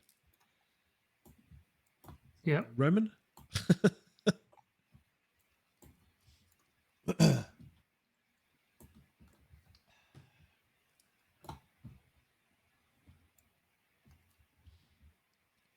All right, seeing some age markers move around. Very good. If you need help, please sing out. Allow all of our senators to age appropriately.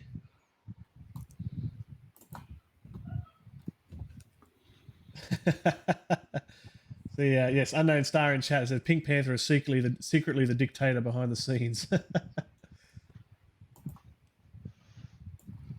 Right, so it looks like Marcus Decimus, you're done aging senators.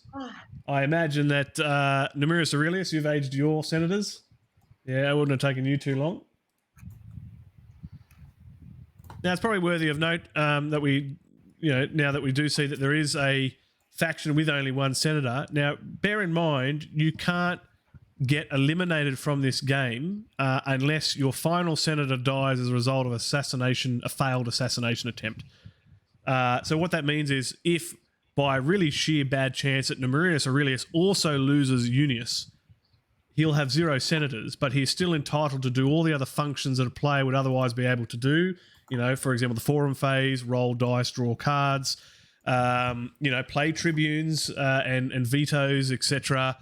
And then there is an opportunity at a particular point for him to draw the first available senator from the Curia. So the game never allows you to be defeated unless you're silly enough to attempt an assassination attempt with your final senator. Oh, silly or going out What with if he lazy has more glory. senators and we assassin Let's start with Quintus Octavius's question. him? Sorry, what was your question? I think his question was if we were to assassinate him, but I think you said clearly that it's only on a failed. So Yes, correct. So only if Unius was to commit the assassination attempt and fail, would then Numerius Aurelius be eliminated. What was the other question that I heard pop up? I wasn't a question. He said if he was silly enough, but he might want to go in a blaze of glory. Well, maybe. What's that? Rage quitting? Yeah. King making. Yeah. Just make him the Pontifex Maximus. He'll be fine. Yeah. All right. Has everybody aged their senators? Can I get some thumbs up across the board from all my senators, please? I see 1, 2, 3, 4, 5. 1, 2, 3, 4. Who are we missing? Somebody? Yes, we are. Good. There we go. 6. Perfect. Strangely enough, our senator Lucius Julius is not showing up in the stream. Why is Aelius now say away from Rome? It shouldn't. No, Aelius isn't he still out fighting? No, he's not. Oh, okay. Did somebody drag a token back and get it lost? In any case, let me take it away for you. I'll move it away because yes, all of your senators are back. So Master of Horse is back. He's back from war. The only one who's not back is Dictator. Yes, correct. Dictator is still away, and of course our governors in this case, which is Aurelius is away. Oh, and Aelius is still out there, so Aelius should have a marker. So that's maybe it got bumped. I'll bring that back. So Aelius should have an away from Rome marker. I'll bring that back. There we go. So yes, the away from Rome marker should be on Aelius because he is a governor away from Rome. So just double check your faction vote tallies, ladies and gents.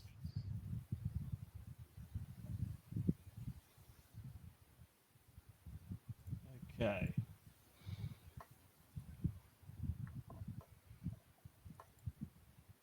Good. Okay, so let's continue on. I can see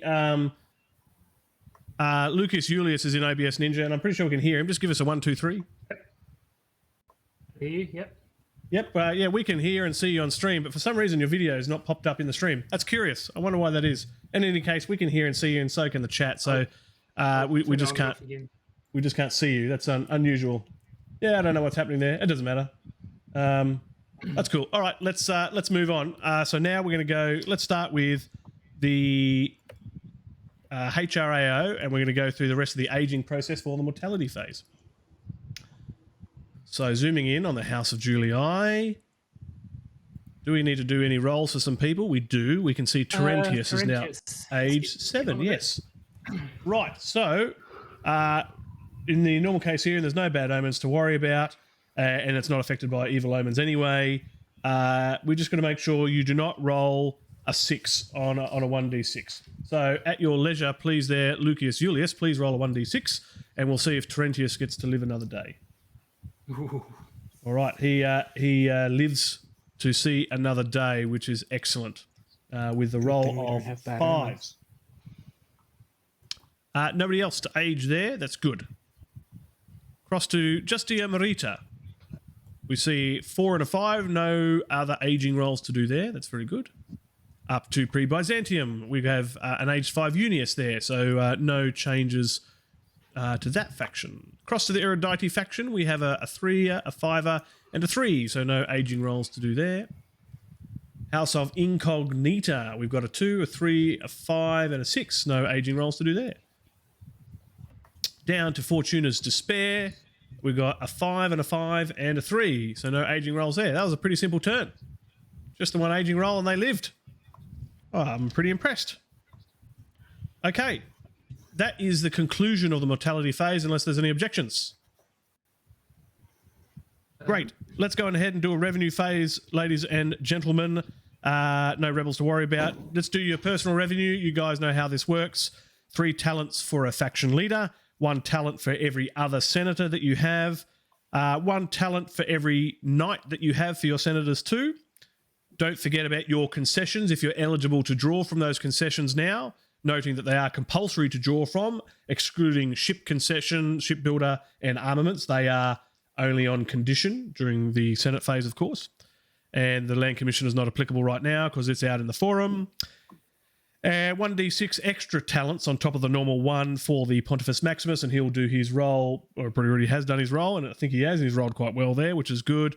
We'll do the governors in just a moment, so hold off on the governors. I like to do those publicly so we can watch those occur. If you're away from Rome, do you still draw the talents? Yes, absolutely.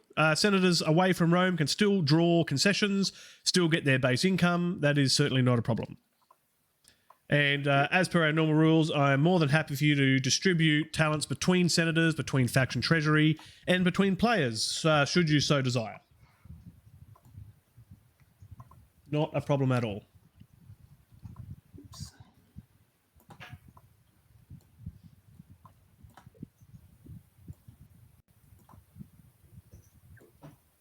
Must be a lot of ones out there.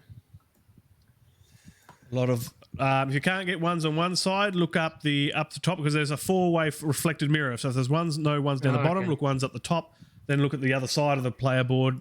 I can see there's some ones around the place. Yep. So there should be enough for everyone if you're needing ones. And try not to hoard tokens too. If you've got number tokens near your playing area, please return them back as well for the use of others. Bobby.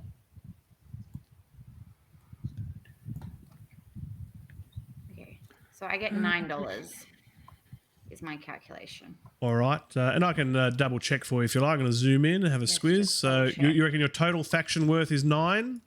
9. All right, let me do a count for you. So we've got 3, 4, 5, 6, 7, 8, 9. Yes, I agree that you would receive 9 for your faction this turn. Okay, good. Nice. Make sure that you've revealed the corrupt portion of your concessions, please. The only concession that will not be revealed right now should be the armaments concession. All other concessions should show the corrupt portion, and you should have claimed against them. Poached Trout is now in the chat with us. Salve to Poached Trout. He's asked us how the combat phase went. It was a mixed bag for you, did amazing. Poached Trout. Well, yes, Aurelius did amazing. So we saw the defeat of the First Sicilian Revolt, which was nice. The field consul did a good job there under Aurelius. They went and tried to prosecute the First Macedonian War and had a standoff. Lost a quarter of their forces, respectively, across legions and fleets under the dictator and master of horse. So, furious proconsul, aka dictator, is still out there for the Senate to consider. And then the leftover First Sicilian pirates had to be prosecuted by the governor of Corsica et Sardinia, which was the very famous Quintus Fabius Maximus, the statesman. He unfortunately suffered an ultimate defeat and was subsequently killed off.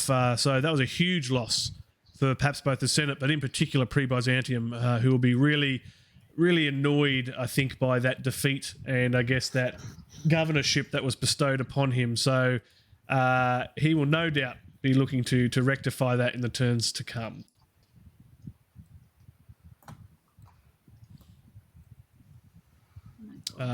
Thankfully, there's no other action of the Second Punic War, as the province is already captured by the Second Punic War. It'll just become unprosecuted with the others there. Oh my god. So just take your time, folks. Move your money around as you need to. Have a chat if you need to trade funds or money between players. Certainly encourage that. I'm just doing some experiments in OBS to see if I can't bring Lucius Julius back into the stream, because he's right there. I can see him in OBS and we can hear him. Because he does not have a name on his... No, I don't think the name's required. I don't think it's required to name your video in OBS. That's I've just tried to switch his camera on and off, and yeah, for some reason it's just not showing him in the stream, which is rather unusual. I'm just making sure it's not a problem with my OBS scene. God. Seems all right. Let's have a look. If I click that button and do that, no, nothing there.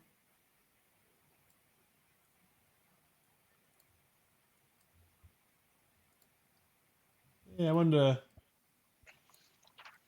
What happened? That's okay. Okay, is there anybody still trying to give themselves some money at this point in time? Everybody granted themselves money? Anybody still working? No, getting there. You do you need some help, Marquedia? Yeah, I was going to put some stuff on one of them, but I'm just thinking, well, still take your just time if you're put it counting all- or whatever. That's okay. Put it all. Don't worry. Whatever. Because we're certainly happy to wait. Remember, we're not in a rush. You let me know when you're ready.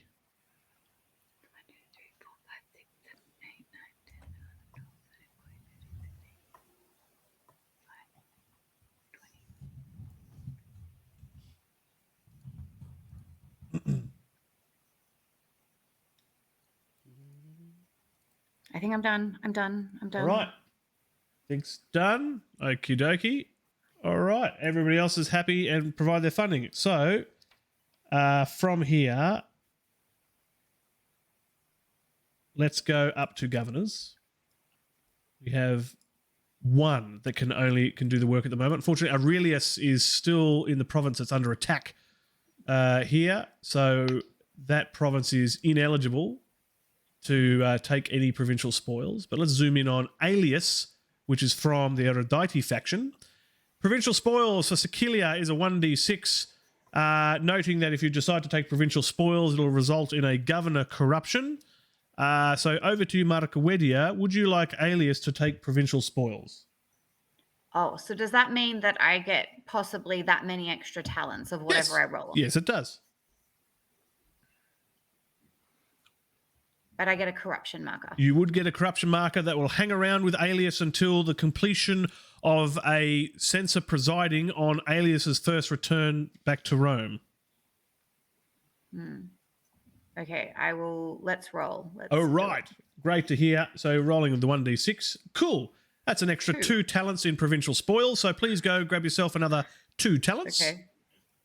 And what I will do for you is I'll grab you the governor corruption marker and I'll place that on Aelius's card just as a reminder for everybody. And more importantly, a future censor. There we go. So that corruption marker is on him, and you can grab the extra 2 talents and put those wherever or however you need. Thanks to Unknown Star for the beverage time. Much appreciated. I've been doing a bit of talking recently. Good use of channel points, keeping the host well hydrated. Okie dokie. So now we've allowed our only governor that is eligible to take provincial spoil. So that's all the personal revenue for all the factions now completed. We've done redistribution.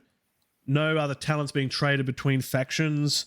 Let's see if we get to develop a province. And again, there's only one governor that gets this opportunity, which is the Sicilian governor, Aelius. So again, we go to Marquedia.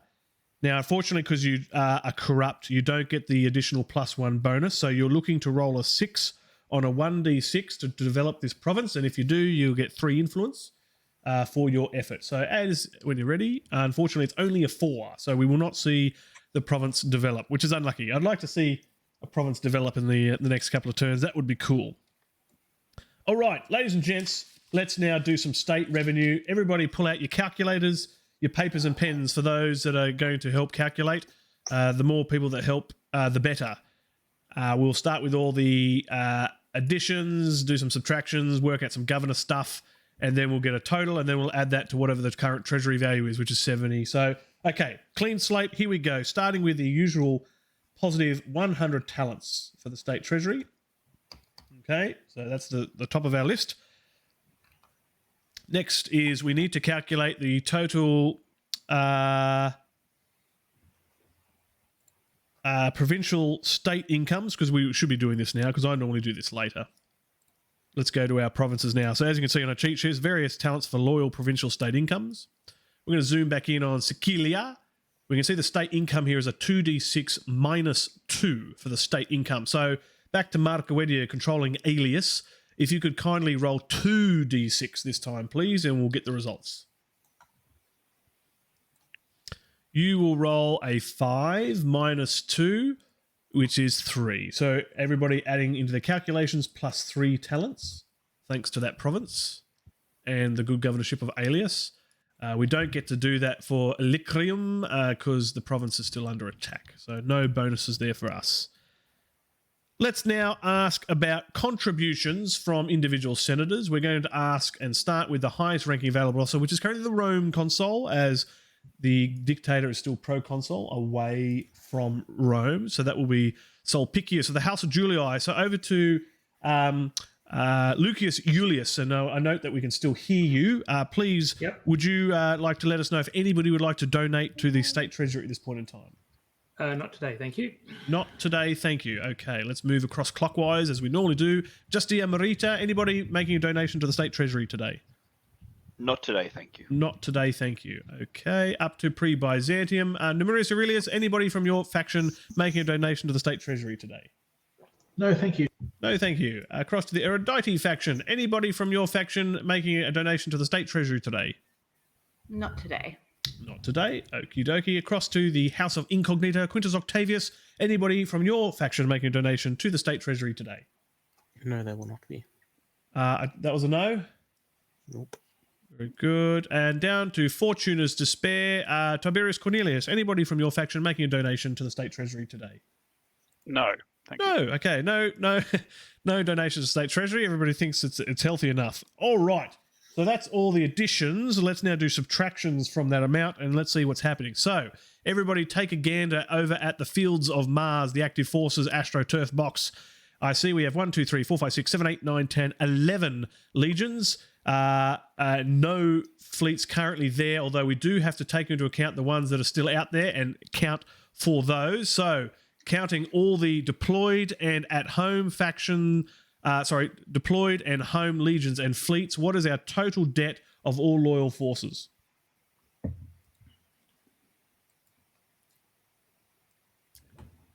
So there's 21 legions. What's that cost us? 21 times 2. All right. 42. Don't forget fleets. And then fleets on top of that. 14 for fleets. So minus. Well, it's 54, right? Yeah. So what's our total force debt? 54. 54. Any challenges to that? Nope. Sounds good to me. So we'll be having minus 54 to our current running total for the state. Your rapid arithmetic is very good there, Quintus Octavius. All right. Now let's continue with our debt calculations. We now will see minus 20 talents for every active and unprosecuted war. We currently have 3 active and unprosecuted wars. That will be a total of minus 60 to our running total. And at this point, we'd normally... Negative? Yeah, that would be negative 60. That is correct. And would normally minus any talents for land bills, which we don't have any at this point and time. All right, we'll come back to do governors' local forces in just a moment. Let's do the final tally. So we have plus 100, plus 3, minus 54, and minus 60. What is our total? Minus 11. Minus 11. Any changes to minus 11? Any challenges to that? Nope. Doesn't sound like it. So if would somebody kindly please update the state treasury from 70 and minus 11 from 70, please? I almost remember a certain senator saying they'll donate the money they got from shipbuilding. Well, if anything, it's the fault of everybody else for not making that a public deal. Yeah, I offered it. All right, I see the state treasury has now been updated to 59. 59 in the state treasury. Okay, let's now do local forces considerations. Let's go across to Aelius in the province again of Sicilia. Zooming in, we can see that the local taxes there is 30, which allows the raising of up to 3 units at the discretion of the governor, noting that the province currently has 3 provincial fleets and 3 provincial legions. So, Marca Wedia, will Aelius as governor choose to use that 30 local taxes, 30 talents of local taxes to raise additional forces, and or would he like to supplement some of his own personal revenue? Well, but the 30 is that. So that's whether or not it goes to put up extra forces, or whether or not it goes to. How much does it cost per fleet? 10 talents. Well, I can put 10 talents towards that. As in, Aurelius is looking to donate his own 10 talents, or are you using local taxes to raise one fleet so far? Well, is the difference between whether or not the money goes to the state treasury or to these forces? Unfortunately not. So correct? local taxes can only then be we should used to use raise it. provincial Yes, definitely. forces, and Let's only use in it the to raise turn provincial in forces. consideration. 100%. Let's do it. Yeah. All right. So what are you looking to raise with that 30 talents? How many can I get? 3 units in total, either fleets or legions. Well, I'm going to have a look because I think he's got fleets and legions at the moment. He has 3 of each right now. 3 each. It looks like you can have a maximum of 5 fleets stationed and a maximum of 10 provincial legions stationed. Okay, well, let's get 3 legions. Okay, sounds like we're going to get 3 legions or provincial forces here. I'm going to scroll up. So we'll expire all the 30 talents that we have in the bank for local forces. So I'm going to pull them into gear. There we go. So that gives us a total strength of 3 for the 6 provincial forces that we now have in Sicilia, unless a provincial garrison is sent there, and therefore that'll make a total strength of 7 or more, depending on the amount of garrisons that are sent. So we note that this province can have a total of 10 provincial garrisons or provincial forces, and a total of 5 provincial fleets as a maximum. Okay, that's local forces now considered.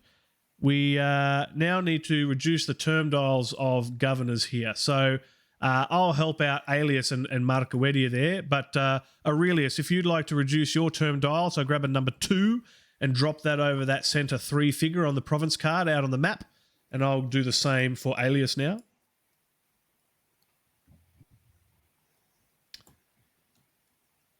I'm shuffling some tokens. Excellent.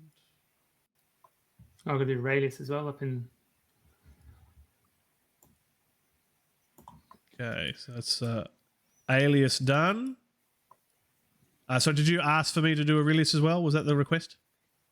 So I can do it. I'm just looking for it. Okay. Zooming in.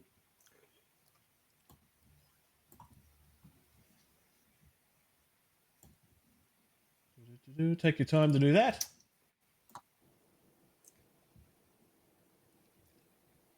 God, my Zoom is going crazy on Roll20 tonight. Just zoomed all the way in and all the way out. It's what am I yeah, moving we're having now? all sorts of interesting issues and lightning strikes, and I'm moving medals and things, and it's been a fascinating night. Right.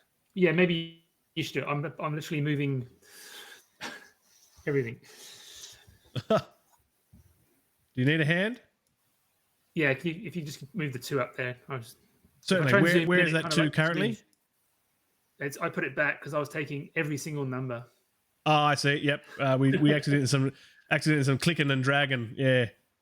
So I guess the tip is single click on an object that you wish to take, wait a moment, and then you can click and drag in a second action.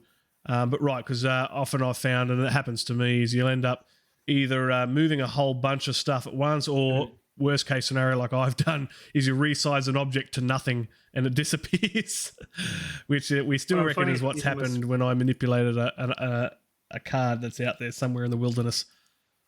What I'm finding, my scroll mouse is either zooming out to 100% or zooming into zooming out to 0% or zooming into 100%. Oh, that's frustrating. Very frustrating. Okay. Anyway. I believe we're quite happy now that we've now concluded the revenue phase. Any objections from the floor? Anything that we've missed? I think we're pretty good. I think we're pretty happy. All right. Let's go ahead. It's now 10 p.m. Let's see if we can quickly rip through a forum phase, and we'll leave it there for the day. Everybody happy with that? Yep. Great. Okay, first of all, passage of time, remove event cards in the forum unless otherwise stated. I'm going to remove the mob violence and the drought one for now. I'm just going to leave the refuge card there just as a reminder. Noting that it's already had its effect applied, and if we just zoom in, just double check. I wonder if we can remove it now, noting that we already assigned the enemy leader. So just zooming on the card. I suppose I can just click my Z shortcut key too. So, and again, this is good and useful for those that haven't read it yet. So that leader will remain in play and aid, but is discarded when that war is defeated, if none of his matching wars are in the deck. So this is a good prompter for us to check, and certainly something for me to check if there's any matching wars. Now, and I guess we can tell, I mean, that's for the Sicilian pirates, and it indicates that it's the first of two. So if we defeat that war, we know there's a second one out there. So therefore, Philip V will have to hang around in the Curia, as I understand it, until he's killed off from old age through the normal process. That's the way I understand that card. Anyway, not for us to worry about right now. Let's do initiative. Starting from the highest ranking available officer, and that is still the Rome consul with the dictator away. House of Julii with Lucius Iulius. Starting with you, 2d6. Let's see if you get a 7 or not.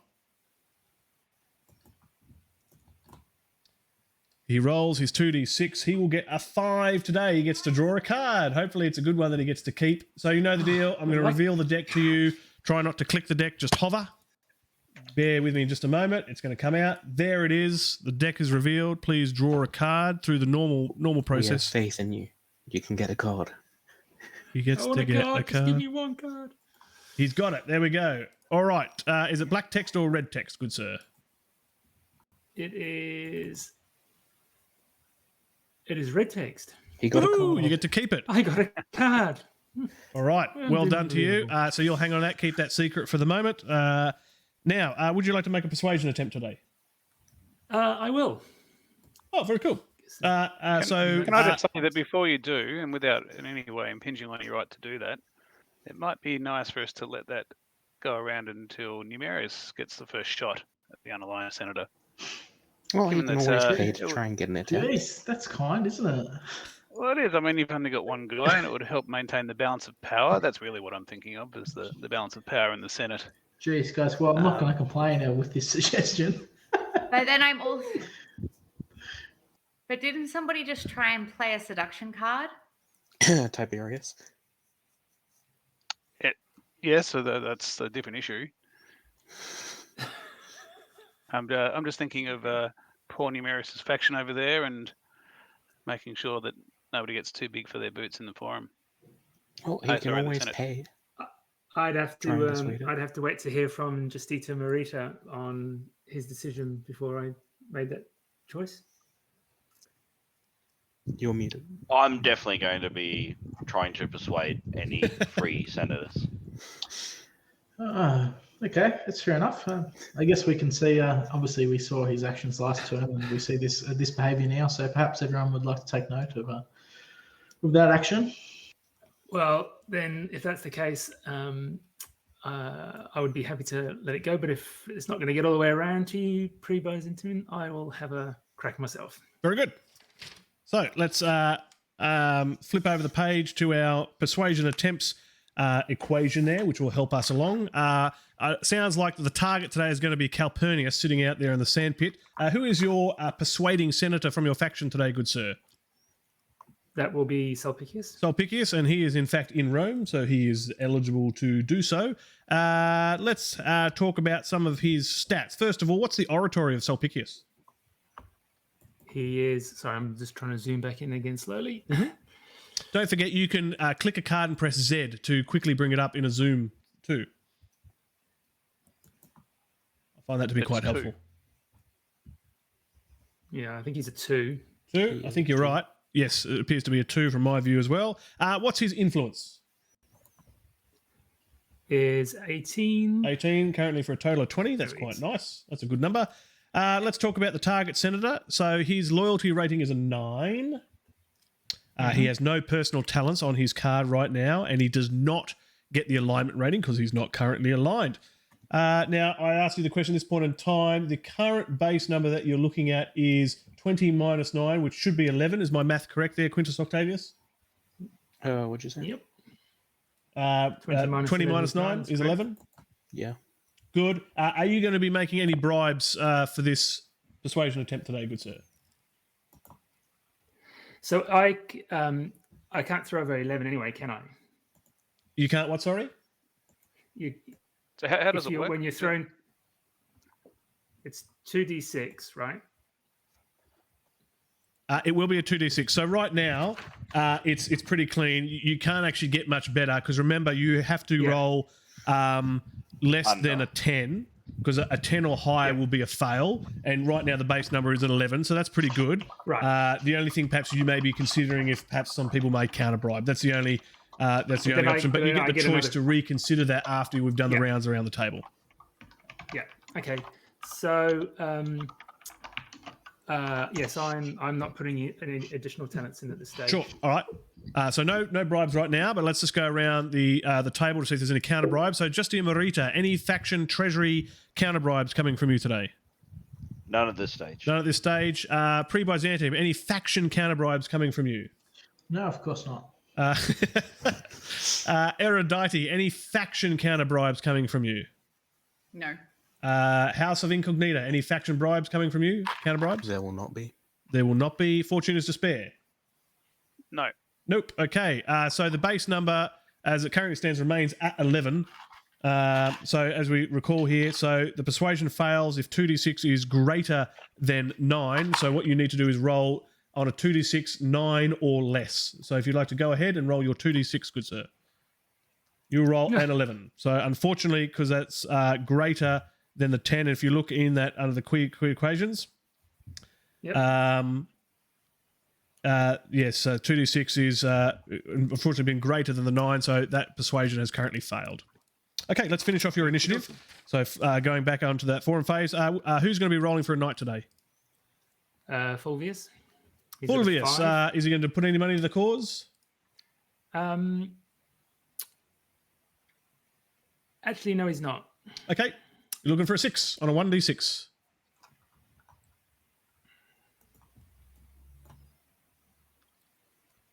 Unlucky there, no knights there. Sponsoring games. Anybody sponsoring games today? No, they're not. Nobody sponsoring games today. And would you like to change your faction leader? No. Okay, very good. well done, That's your initiative done. Let's go across to Justitia Merita. 2d6 from you, good sir. Let's see if there's any card draws. 7. He gets a 7. That's an event. So I'm going to change my view down to the event table. Random events table. We are now in the middle of Republic, so we're going to be looking at the middle table here. And we're now going to request Marcus Decimus to roll 3d6 now to see what we get. It's an 11. Is that a new alliance or? It's an epidemic. No, it's not. Oh, good times. Yes, we've had an epidemic in the past, and that wasn't a particularly nice outcome. So let me just change my view, and we're going to pull out the appropriate event card of epidemic. But I think you guys mostly have an idea of what that is already. Stand by. Aren't we pray for numerous Aurelius? I'm going to pull that out now. I'm just looking through the deck. Let that load for me. Very good. Okay. If I can help remember what the epidemic symbol looks like. There it is. That might be it there. If I click on that card, let that bring that up. Yeah, that's the one I want. Okay, so drag that out. It's now in the forum. I'll bring this up for everybody to have a gander up. Stand by. There it is. We're going to be drawing 6 mortality chits for those senators currently in Rome. So the people that are safe are the governors and the dictator right now. They are the people that are safe. They will not be affected by the epidemic for the mortality chits draw. So for this, I'm going to ask Marcus Decimus, who drew the event card, to draw these 6 tokens. Let's do it nice and slow, and we're going to be checking for numbers. So the first one is 24. Is there any 24 senators out on the field right now? I don't think there is. Let's just double check. Just know your ID numbers of your senators, folks. But I think we're pretty safe. Let's roll again there, please, Marcus Decimus. Senator 26. Again, I don't think we have one of those, but just check everybody. Good so far. Let's do a third one. Senator 20. Yeah, I think we've got a Senator 20. Terentius. Terentius is unfortunately going to be hurt by the epidemic. So if you could please send his concession back to the sandpit, and you can happily remove his age marker for the moment. Well, not happily. I mean, you're not happy about that, but regardless, you'll have to remove it. And then because this is not a natural death, Terentius is going to go to the Curia, and unfortunately there will be no saving throw as per the natural death process. So I'll take Terentius to the Curia. Okay. There we go. So Terentius is now in the Curia. So that's 3 of 6 death chits drawn. All right. So let's, Marcus Decimus, if you could kindly continue with the next draw. Senator 27. I think we're okay again there, but just double check your ID numbers, folks. Let's do our 5th one. Senator 18. I think we might have one. Who's Senator 18? Oh. Quinctius from Justitia No, Merita. I'm 17. Oh, thank God. So we're going to unfortunately see Quinctius is going to perish. Our Pontifex Maximus. Oh, Sempronius apparently likes that. He's just donated 100 bits. What? Thank you to I'm the caricature of sympathy right now. Sempronius Agricola. So, we're going to obviously he's going to lose his concession now. He is a faction leader. Now I believe he loses his talents and his age marker, but he will get to retain the family card. What happens to his knights? They'll all disappear as well. That's That was pretty cool. that was a nasty one. That one. All right, and finally his age marker. That was pretty brutal. All right, one more death chit to draw there, please, Marcus Decimus, if you can. See if any more. 27 is the final draw there. Another 27. So we've only seen 2 senator deaths, I think, from that epidemic, which was much better than last time where you lost like 4 senators. That was horrible. I think we lost like 5. Yeah, but I guess at least the solace that Justitia Merita can hold is that he got to keep that senator card, thankfully. Okay, let's finish off your turn. Would you like to make a persuasion attempt today, good sir? I think you would. Yes, I will. Okay, who's going to be making the persuasion attempt today? Cornelius. Cornelius is. All right, so what's his oratory? 3. All right, and his influence? 5. That's currently a total of 8, and now Calpurnius has a loyalty of 9. So we're looking at currently a base number of -1, if my calculations are currently correct. I'm assuming, is there any personal talents that Cornelius would like to put forward to increase those odds? Cornelius has no personal talents. Okay, and unfortunately, because you can't roll less than a -1 on a 2d6, that's an impossible roll, at least with the current quantum fluctuations that we're currently experiencing, so that persuasion will not be successful. Who would like to roll for a knight today? Or pressure multiple knights? Quintus? All right, go ahead and roll a 1d6. Oh, wow, very good. He gets it. Go ahead and grab yourself a knight token. That's nice. I think there's a bit of justice in Quintus there. rolled, so that's my night, right? Anybody sponsoring games today? Doesn't look like you got any cash. And any faction leader change? No. Okay. All right, that's your turn done. Let's go up to Pre-Byzantium. 2d6, please, good sir. Let's see what happens. 7. Oh, another event. You guys, you love your events. No, we don't. No more epidemics. Or evil omens, please. So no 10s or 11s. That would be lovely. Let's roll 3d6. Let's see what happens. Please, there, Numerus Aurelius. 15. Well, that was slow on my screen, but it is a 15. That's going to be a new alliance. Our favourite colour. Hooray! That's right. Hooray! That's a better outcome. All right, I'm going to zoom out I know again. I'm what going it to does, draw but it that sounds good. event. Jeez, I think I should receive a reward for that. That good roll. Well, I think you're on the path to getting a new senator, which I think will be fair. Oh, only if it gets positive. That would be nice. That would be nice. All right, I'm just looking through the event card now. Bear with me. No, definitely not that one.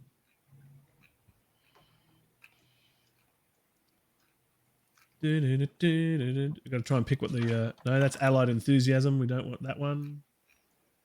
New Alliance has 2 sticks. Let me grab that. Right? New Alliance. Have you found the physical card? Good. Yep. I think you've got it. Yep, just throw that in the sandpit for us. I like people that are more efficient than me.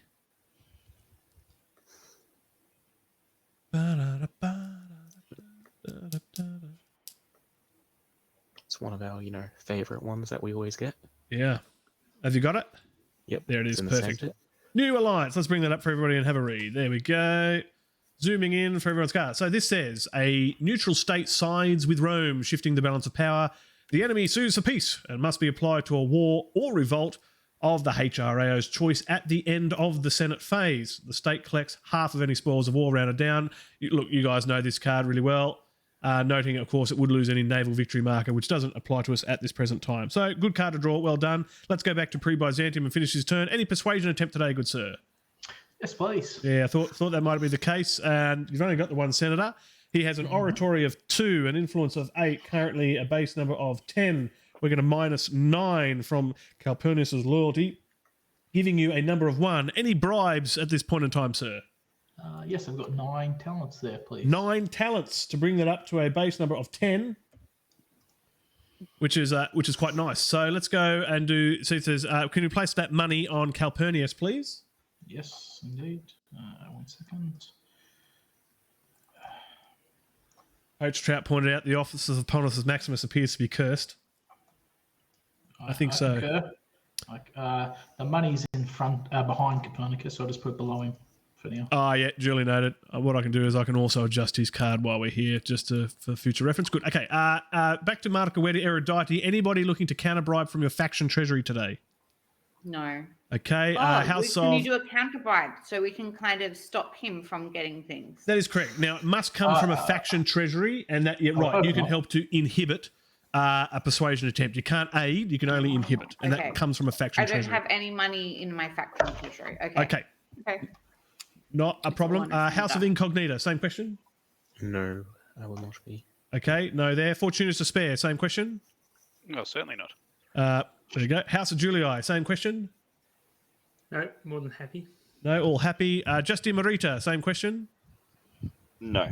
No, okay, so it's going to be no counter bribes there. So, look, this should be pretty easy.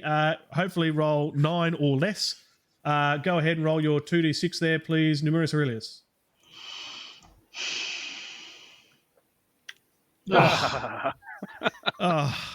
Seems like no one's getting them. So, Calpurnius just got all the much harder to persuade. Calpurnius is fussy. Okay. Ask for a physical roll. Yeah, he wants to come back to me. Go ahead and roll a 1d6 for Unius to get a knight. No, unlucky there. He's not going to be sponsoring games, and you're not going to be changing faction leader by the looks of it. All right. Let's go across to the Erudite faction and Marcavedia. Roll 2d6. Let's see how we go. Oh, yes. You That will wasn't get good. a 7. Another event. Really? Yeah. Like, what are the odds of us rolling this many 7s? Oh, we've got Clearly 4 this before. much. Let's go to the correct table on my view. Here it is, the random events table. That's what I'm looking for. Zooming in. Okay. 3d6, please, Marcavedia. Let's see what event we get.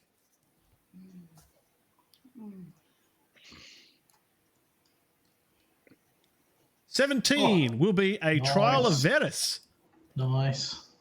I don't know if I've ever encountered this one, so this will be a new experience for me. Obviously, some of you have read these event cards before. Quintus Octavius, if you find it before I do in the deck when I reveal it, feel free to grab it. It's out there now. It's another epidemic. I hope not. Is it specifically called Trial of... Or is it another corruption trial? Good question, because I have noticed some inconsistencies between the table and the event cards. It will be the first of the trials, I guess. Let's... Yeah. If you find one that I've got You want me to go trial look on the 70 physical BC. cards as well? look Yeah, on the physical cards too, just to verify if you don't mind there, please. I think I've got it here. The 70 BC one, you see that one? Yeah. Oh, yeah. If one of you want to grab that then and drag it out. Should be on the sandpit now. Yeah, here it is. Got it. That's it. Perfect. Well done. The Trial of Verus, 70 BC. This is good. I haven't read this one yet, so this will be a new experience for me. I'm going to zoom it in for everybody. Here it is. The Trial of Verus, 70 BC. Successful prosecutions of corrupt governors discourages provincial misgovernment. During the next revenue phase, the state income from every province is increased by 3 talents. Governor provincial spoils are decreased by the same amount. Provincial spoils can only be reduced to a minimum of 0. the state does not pay more as a result of this event. Interesting. Oh. So Interesting. discouragement from taking provincial spoils in the next revenue phase. Okay, so that's Fine. neither Okay. here or there. Yeah, that's fine. Any persuasion attempts for you today, Marco Wedia? Yes, I'm going to try and persuade the person in the sandpit. Sure. Okay, who's going to be the persuader from your faction today? Plateus. Plateus, all right. Tell me about his oratory. What's his oratory? Oh, I have no idea. Let me have a look. I'll peek under his coins and have a Under squeeze. It's one. It is one? Great. We found all the ones, guys. What's his influence? He's 8? very persuasive with that pile of money, let me tell you. Okay, we currently have a base number of 9, minus in Calpurnius' loyalty of 9, so we're currently looking at a 0. Are you adding any bribes today? Oh, hang on. Sorry. Let me finish my calculations because there's more to it than that. He has a total of 5, 6, 7, 8, 9 talents on his coin. So we're looking at a current base number of -9.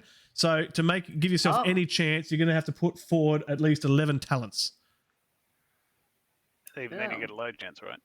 Correct. Oh, Perhaps it's not worth it. no. You can choose just to not bribe. Oh. Yeah, so give Well, yourself what else am I any doing semblance of with a my chance. money? It'll be at least 11 talents that you'll need to bribe him with. Oh, Just go who's for going it. after? And that thing, Who's going after me? That don't matter. House of Incognita matter? and the Fortuna's goes Despair. Oh. You know, there's definitely not people with money. Well, I don't know. What else am I doing with my money? I'll put my money towards it. Let's do that. So how many talents are you looking to bribe with, by the way? I don't know. How many talents does the person have? We need at least 11, wasn't You it? need at least 11. Okay. But probably more like 19 or 20. Yeah, I'd put in as much as you can. yeah. Oh, okay. Well, let's I put mean, it if all you put 11, in. then you're still going to roll a I 2. think you got, what, 16, 21? Don't forget the fire I might be there as wrong. well. Okay. Yeah, let's put 21. But to answer your question, what else are you doing with the money? Well, heaps. Lots of things you can do with your money, and there's an opportunity cost.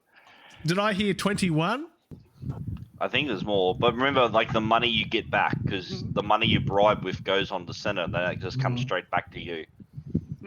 Okay, let's put Plus 21. the 9. How about you only put through the amount that will get you up to the figure of, say, 10 in base number?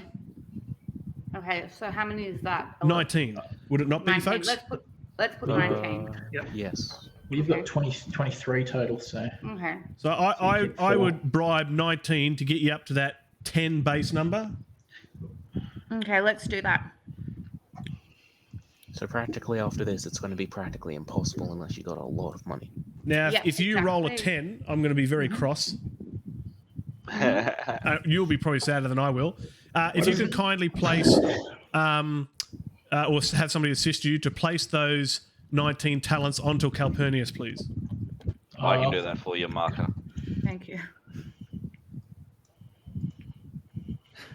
Do the roll because it might all be coming back in a second. Oh, that's interesting. Poached Trout just gave us a bit of trivia. He said the trial of Verus was where Cicero, or Cicero, earned his initial fame in history. There you go. Thanks, Poached Trout. jeez. Okay, Work it so out. what do I have to try and roll? You need to roll a 2d6 and get 9 or less. What about other factions if they want to put money? Thank you very much. So let's go across to the House of Incognita. Any counter bribes from your faction treasury today? And that is from our faction treasury, correct? Faction treasury, correct. Yeah, I'll put 10 talents. Spicy. Okay. All right. Please place that on Calpurnius's card. Yeah, no problem. And we update our base number back to 0. Let's go down to Fortuna's Despair. Any counter bribes for you? No. Oh, there we go. Sempronius Agricola has just gifted 1 tier sub. Well done, Master Splinter. You've just got another sub. Thank you very much. Jeez, if someone used a seduction card here, I think they would just get all that money, right? All right. So, sorry, was Fortuna's Despair making a counter bribe? No. Okay. House of Julia, any counter bribes? No. That was very quiet. Was that a no? No. Okay, good. Justitia Merita, Let's go no. Pre-Byzantium. No, thank you. Okay, back to Marca Wedia. Now, noting your base number is 0, is there any more bribes you want to put down to increase your odds again? Oh, so I can put down another 4. Yes, you can. But note let's that put it- for every yep. new set of bribes you put down, another set of counter bribes are also welcome by everybody else. Do it. Do it, yeah. I don't have Okay, it so you're now where going to everyone's put down run his out of remaining money. 4 talents, is that correct? Yep. All right, that'll else's. take us back up to a base number of 4. So if you could Okay. kindly Hold it place those for 4 you again, talents, Marker. 4 talents Pardon? onto Calpurnius's card. All right. Back to House of Incognita. Any counter bribes? There is none this time. Fortune is to spare. No. House of Julii. No. Justitia Merita. No. Pre-Byzantium. No. All right. We now have a base number of 4. You now need to roll less than or equal to the base number of 4 as per our equation at the back there. So if you look, persuasion of success is equal to 2d6 less than or equal to the base number, which is 4. So 2d6, 4 or less. Fire away when you're ready, Marca Wedia. This doesn't look great. It does not. You can do it. That was the whole Snake purpose. eyes. Oh. Oh. Oh. Oh. I thought she had it, but it was Oh, just so did lagging. I. It jerked the rest. Okay, so now the richest unaligned senator now exists in our game. He can Yeah, retire I think now. maybe to Yeah, maybe that to makes sense. make this a bit Yeah. neater, let's take some coins around. Could someone bring me over some 10s? Yeah, good idea. Can somebody please also put an age 1 marker on him, because we are supposed to age those senators in the sandpit too. So if somebody could please age him, putting a 1 marker on him as well. Yeah, 1, 2, 3, 5, 4. 10. I need 4 10s. I got you 10s. I've just had a roll 20 dropout. Yeah, we've had I mean, some it's funny a- things happen today. If you need to, Hang on. refresh and jump back in as you require. Yeah. It's happened to a few people today. Yeah, some funny things going across the internet. I think the dolphin's been chewing on the cables again. All right, so back to Marca Wedia and the Erudite faction. Who's going to be rolling for a knight today? Plateus. Plateus, who is in Rome. He is eligible. He's not putting any money to the cause. Roll a 1d6. Let's see if you do better here. Get a 6. A 5. Unlucky. You won't get a knight today. Anybody sponsoring games? It doesn't appear so. Would you like to change your faction leader? Just get rid of all of it, but 2. Yeah. Nobody changing a faction leader? Marca Wedia is all happy. All right. Across to the House of Incognita. 2d6. Let's see how you go. Just take a 50 talent over there. Yep, give me a second. That's there.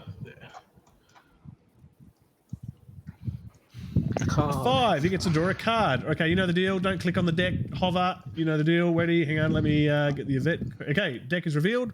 Go ahead and draw your card. Let me just draw 4 cards. Okay, you've got it. All right, red text or black text? It is a lovely red text card. One Nice. You get to keep that one private. Any persuasion attempts today, good sir? No, there will not be, as no one is rich enough to do this. Attracting knights or pressuring multiple knights? I would like to roll for a knight, yes, with Aemilius. Aemilius, who is back in Rome. Any money to the cause? Absolutely not. All right, get a 6 on a 1d6, please. It's a 4. Unlucky. Sponsoring any games today? I will sponsor the lowest tier game. All right, that's 7 talents. talents for 1 popularity and -1 unrest. So if you'd like to request somebody to update the unrest level, that'll go from 3 to 2. I can see somebody doing that. Excellent. And you're going to get 1 popularity. So Aemilius will go to 4 now. Is that correct? Yes, that would be. Awesome. Very good. So that's quite nice you've done that. And are you changing your faction leader today? Yes, I will be changing it to Aemilius. Aemilius is going to get the faction leader change. Poach Trout asks, what is the amount of money on Calpurnius now? It is 63 total, I believe. 63 total. Could somebody, let's ask Marcus Decimus, can you use the text feature and just type in 63 talents under his card so we don't have to count that again in the future? I don't think it's that high, correct? It is because I there think was you'd subtracted the 20 one talent cards, and then you also took away 20 in worth of 5. Wait, no, my math is I thought- completely off. yeah, it should be I'm off. It's 42. 40. Yeah, 42. Yeah, it's 42. 42. 42. My All math's off. Well, I was It's going to say getting that late. was pretty monstrous. It's getting late. Yeah, it certainly is. Okay, that concludes your turn. Let's go to Fortuna's Despair. 2d6, good sir.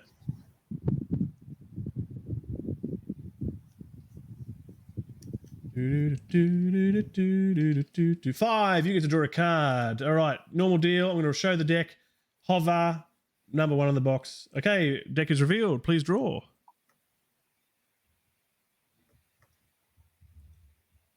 Up. There we go. What do we got?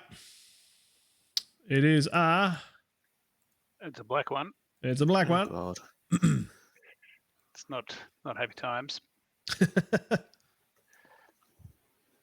I'll bring this up for everybody to have a view.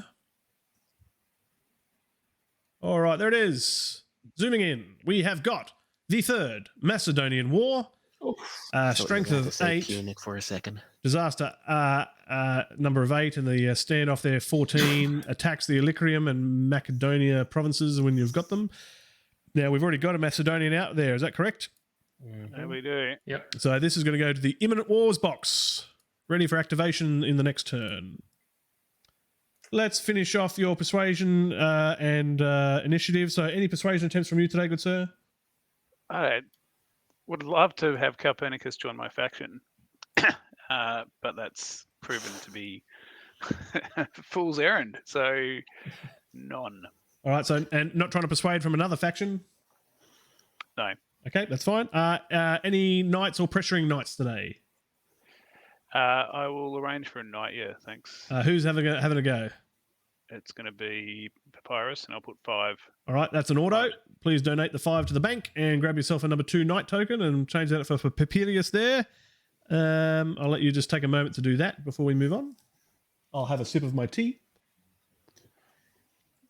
All right, that's done. Great. Who's sponsoring games today? So who's going to do the population phase? It's going to be Sulpicius. Highest isn't it? ranking available officer. Highest ranking, which will be the Rome consul, Sulpicius. All right, no, I'll leave it. Okay, nobody's sponsoring games today. Would you like to change your faction leader? No. No. Okie dokie. Is that everyone done then? Yes. All right. Everyone's done their initiative. Okay, so all senators holding a major office now get a major marker if you're holding a purple token right now. So please take a red major marker. So that will be Papirius, the censor, Sulpicius, the Rome consul. That will be Julius, the master of horse. And that will be Aemilius, the field consul. Please take your red major corruption markers, please. Aemilius, you've taken the wrong one. You've taken a governor corruption. You need the one without the text. And let's see. Let's check everybody else. Just moving one myself. Yep. Just waiting for my Zoom. Come on, Zoom. Nearly done, folks. Nearly done. There we go. Do you need help, Mark Wedia? Come on. Yes, I don't know if There we it's go. the right one now. Nemurius Aurelius, do you mind providing her the token, please? I think I've got it. Good. Aemilius has got his. Papirius has got his. Sulpicius has got his. Good. And Julius is about to get his. That's the wrong one there, Nemurius Aurelius. You need the non-governor corruption one. The one without text. It's not me. I think that's marker. Oh, that's me. I'm picking the wrong thing. Okay. Sorry. Oh, yeah. I've got a marker. Great. Thank you. That's all right. All right. That's corruption's done. Okay, let's do Second Punic War destructions here. So we've got to roll twice, one for the Second Punic War and one for Hannibal, to see which farm concessions are destroyed. So, Sulpicius, if you could pick up a 1d6, please, and if you could roll that once for me. So is it 2d6? No, one, thanks. We'll do one at a time. 1. 1. One. Who's got Tax Farmer 1?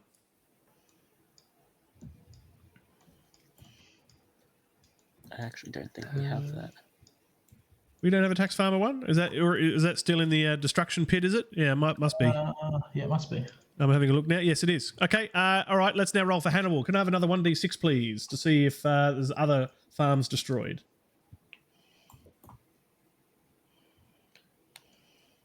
Who's got tax farmer 5? That's already destroyed. Never mind. Dead. Okay. Right, so we've done that. Now we're going to see if we can revive some. So are you ready, Sulpicius? You're going to do a lot of rolls now, and you're going to do really well. Are you ready? Let's start with farms and concessions. So let's do tax farmer 5. 1d6, you need a 5 or a 6, please. Hey, There you go. there's one out. Let's get that out there. All right, let's do the Sicilian grain, please. Let's do 1d6. 5 or a 6, please. Unlucky. Nope. Let's go ahead and do tax farmer 1. 1d6, 5 or a 6. There it is. Yep. I can see somebody else is jumping around there. If they want to grab the tax farmer 1, yep, great. Okay, now let's do senators. Let's start with... we should really go the other way. Fabius is right. Let's start with Fabius. 1d6, 5 or a 6, please.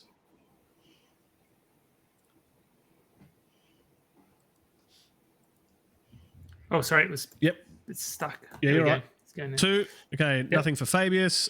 Next, let's do Valerius. Valerius, 1d6, a 5 or a 6, please. 1d6. Unlucky. And let's finish off with Terentius. Another 1d6, please. Come on, Terentius, you want to come back. He doesn't either. He does not. Okay. They Didn't don't revive as wake many up senators as I was hoping there. Well, yeah, especially when haven't they worked out how lucrative it is? Look at Cornelius splashing his dollars around town. Okay, if everyone can update their faction Cornelius vote wants to come back tallies, to me. please, and their faction influence numbers as well. Just check your numbers. That would be excellent. Any final comments from the HRAO or the floor before we end today's session? It was a tough year. We saw a lot of good Romans lost either to plague or being murdered on Sardinia from poison grapes. We probably should all take a moment to remember the war hero who helped us through those troubling years, who unfortunately is no longer with us, Fabius. We have more wars on the shores, so next year will be a very interesting year. So as Sulpicius steps away from his role, he'll be interested in talking to senators during the next period of time about who will be able to lead us in the coming year. Here. Here indeed. Yeah. Excellent. Well, folks, that now concludes our 9th session. We are doing fantastic. We are the longest running video series on the Republic of Rome on the internet now, so well done to you guys. Concluding a 9th session. We'll kick off with the 10th session at our same time next week, next Monday, unless there's something strange that happens in the world. So thanks again to all of you for playing it tonight, and thanks to everybody in chat who's watching on. For those in chat, please don't go away. We'll transition now back to me again. We'll have a session recap like we normally do, and I'll say goodbye to our senators in the background. But for the rest of my senators here, please give a walete, and we'll see you in a week. Okay. Hooroo. All right. We'll be right back. Okay. Stay. All right, folks, we are back for our session recap, the end of the 9th session of our Republic of Rome board game broadcast with our set of players controlling factions of senators here. How did we go this evening? It was a big session, another big Senate phase there. The forum phase was interesting, a mix of events. We saw the epidemic. We only saw 2 senators affected by the epidemic. We saw the loss of Quinctius. That was a pretty heavy loss, I think, for Justitia Merita. But the biggest loss there was the provincial defeat of the statesman Fabius Maximus, who succumbed to the wrath of the Sicilian pirates.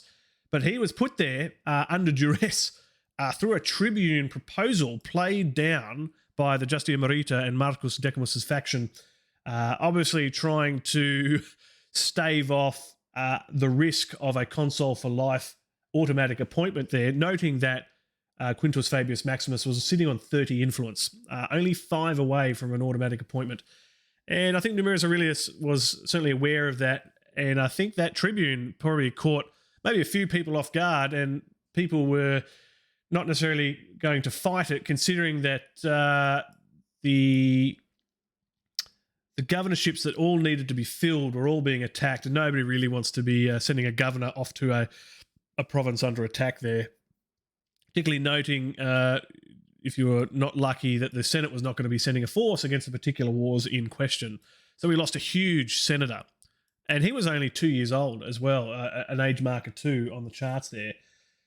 And so, yeah, pre-Byzantium faction will not have been happy with that, and no doubt the Justitia Merita faction has made himself a mortal enemy for the rest of the game. We will see. I mean, pre-Byzantium has only got the one senator there now. No opportunity to be able to persuade Calpurnius there in the sandpit. Now, hopefully a HRAO in the future can pull some of these senators out of the Curia. There's 3 in there now, and they are all ready and ripe for the picking. Calpurnius is all but impossible to influence in. Really, only senators with massive influence. You're talking probably senators with 20 plus influence that are really going to have any effect. And what's he got? 40 something talents on his card. So even then, with a really high influential senator and a lot of money, yeah, it's going to be hard to try and persuade him. And even then, people were probably going to throw right into chaos theory and just counter bribe just for the sake of it, just to keep Calpurnius out there. So who knows? Maybe future provincial appointments that are under attack, we might see Calpurnius appointed as governor, and therefore none of the factions have to take a loss of one of their own senators. He's a young senator, so he'll be around for a while, just sitting on all this money. Poach Strat said good use of the Tribune. Yeah, it was a good use of the Tribune tonight. With the dictator talking about what was happening out there, people were like, nah, I want some things to happen. Bam, Justitia Merita throws out a Tribune. Then we saw another one come out there from pre-Byzantium offering up his mortal enemy faction with Quinctius. But that proposal was shot down, defeated. I don't think it was defeated by much, but good to see that tit for tat. And that is what I love to see in a Senate phase of the Republic of Rome. You know, a bit of political intrigue, a bit of strife, some tribunes, some proposals. I loved some of the authority from our dictator and our presiding magistrate today. You know, he called ends of discussions and called to votes with clarity. I was really impressed by how he governed himself today. So I really enjoyed that. A good session to watch. Lots of activity, lots of things happening, concessions and governorships and events. And then, of course, the persuasion attempt towards the end there. Unlucky with the standoff with the First Macedonian War. That would have been nice to defeat. So they've got 3 active wars that they go into thinking about, and now there's one in the imminent wars box that's there, the Third Macedonian. So they'll be looking to defeat perhaps another 2 wars there. How many forces have they got? 3, 6, 9, 10, 11. They've got 11 legions out there at the moment, with another 9 legions out in the field. They've still got plenty to consider to maybe prosecute 2 wars, perhaps. They might look at getting rid of maybe the Sicilian pirates, maybe the Macedonian wars. Will they finally send out a force that won't necessarily have an automatic victory, or they'll just only pile onto the one war, hoping for an outright victory? Will they take that additional risk? Because I don't think we've seen that this game yet. We haven't seen this Senate send a force that would result in a victory, which is pretty much unanimous defeat. There was unanimous victory, bar one war where I think they lost 2 legions. I think that was the finest, or the finest margin I think we've seen between an enemy force. In all other cases, they've sought to get a total annihilation of the enemy. Will they start to, back that off a little bit and take a little bit of extra risk in the hope that they'll defeat more than one war in the next round? We will see. Up for them to decide. We'll see in a week's time. It has been an awesome session today. I'm looking forward to the 10th session. The games continue. I don't think we're in a position to see a winner yet. Is anybody considering coming back and taking the Senate to war in a civil war? Who knows? You'll have to come back next week. Join me, Decimus Aurelius, in the Republic of Rome board game broadcast. Same time next week at 10:30 a.m. Rome time on Monday, or 7:30 p.m. Australian Eastern Daylight Time here in Australia. It's been an absolute pleasure to have you. Thank you to Sempronius Agricola for his cheers and his gifting subs again this stream. Always a delight to have you, and always very thankful for your donations as well. That now concludes our session. Thank you very much. And as they say, walete. See you next time.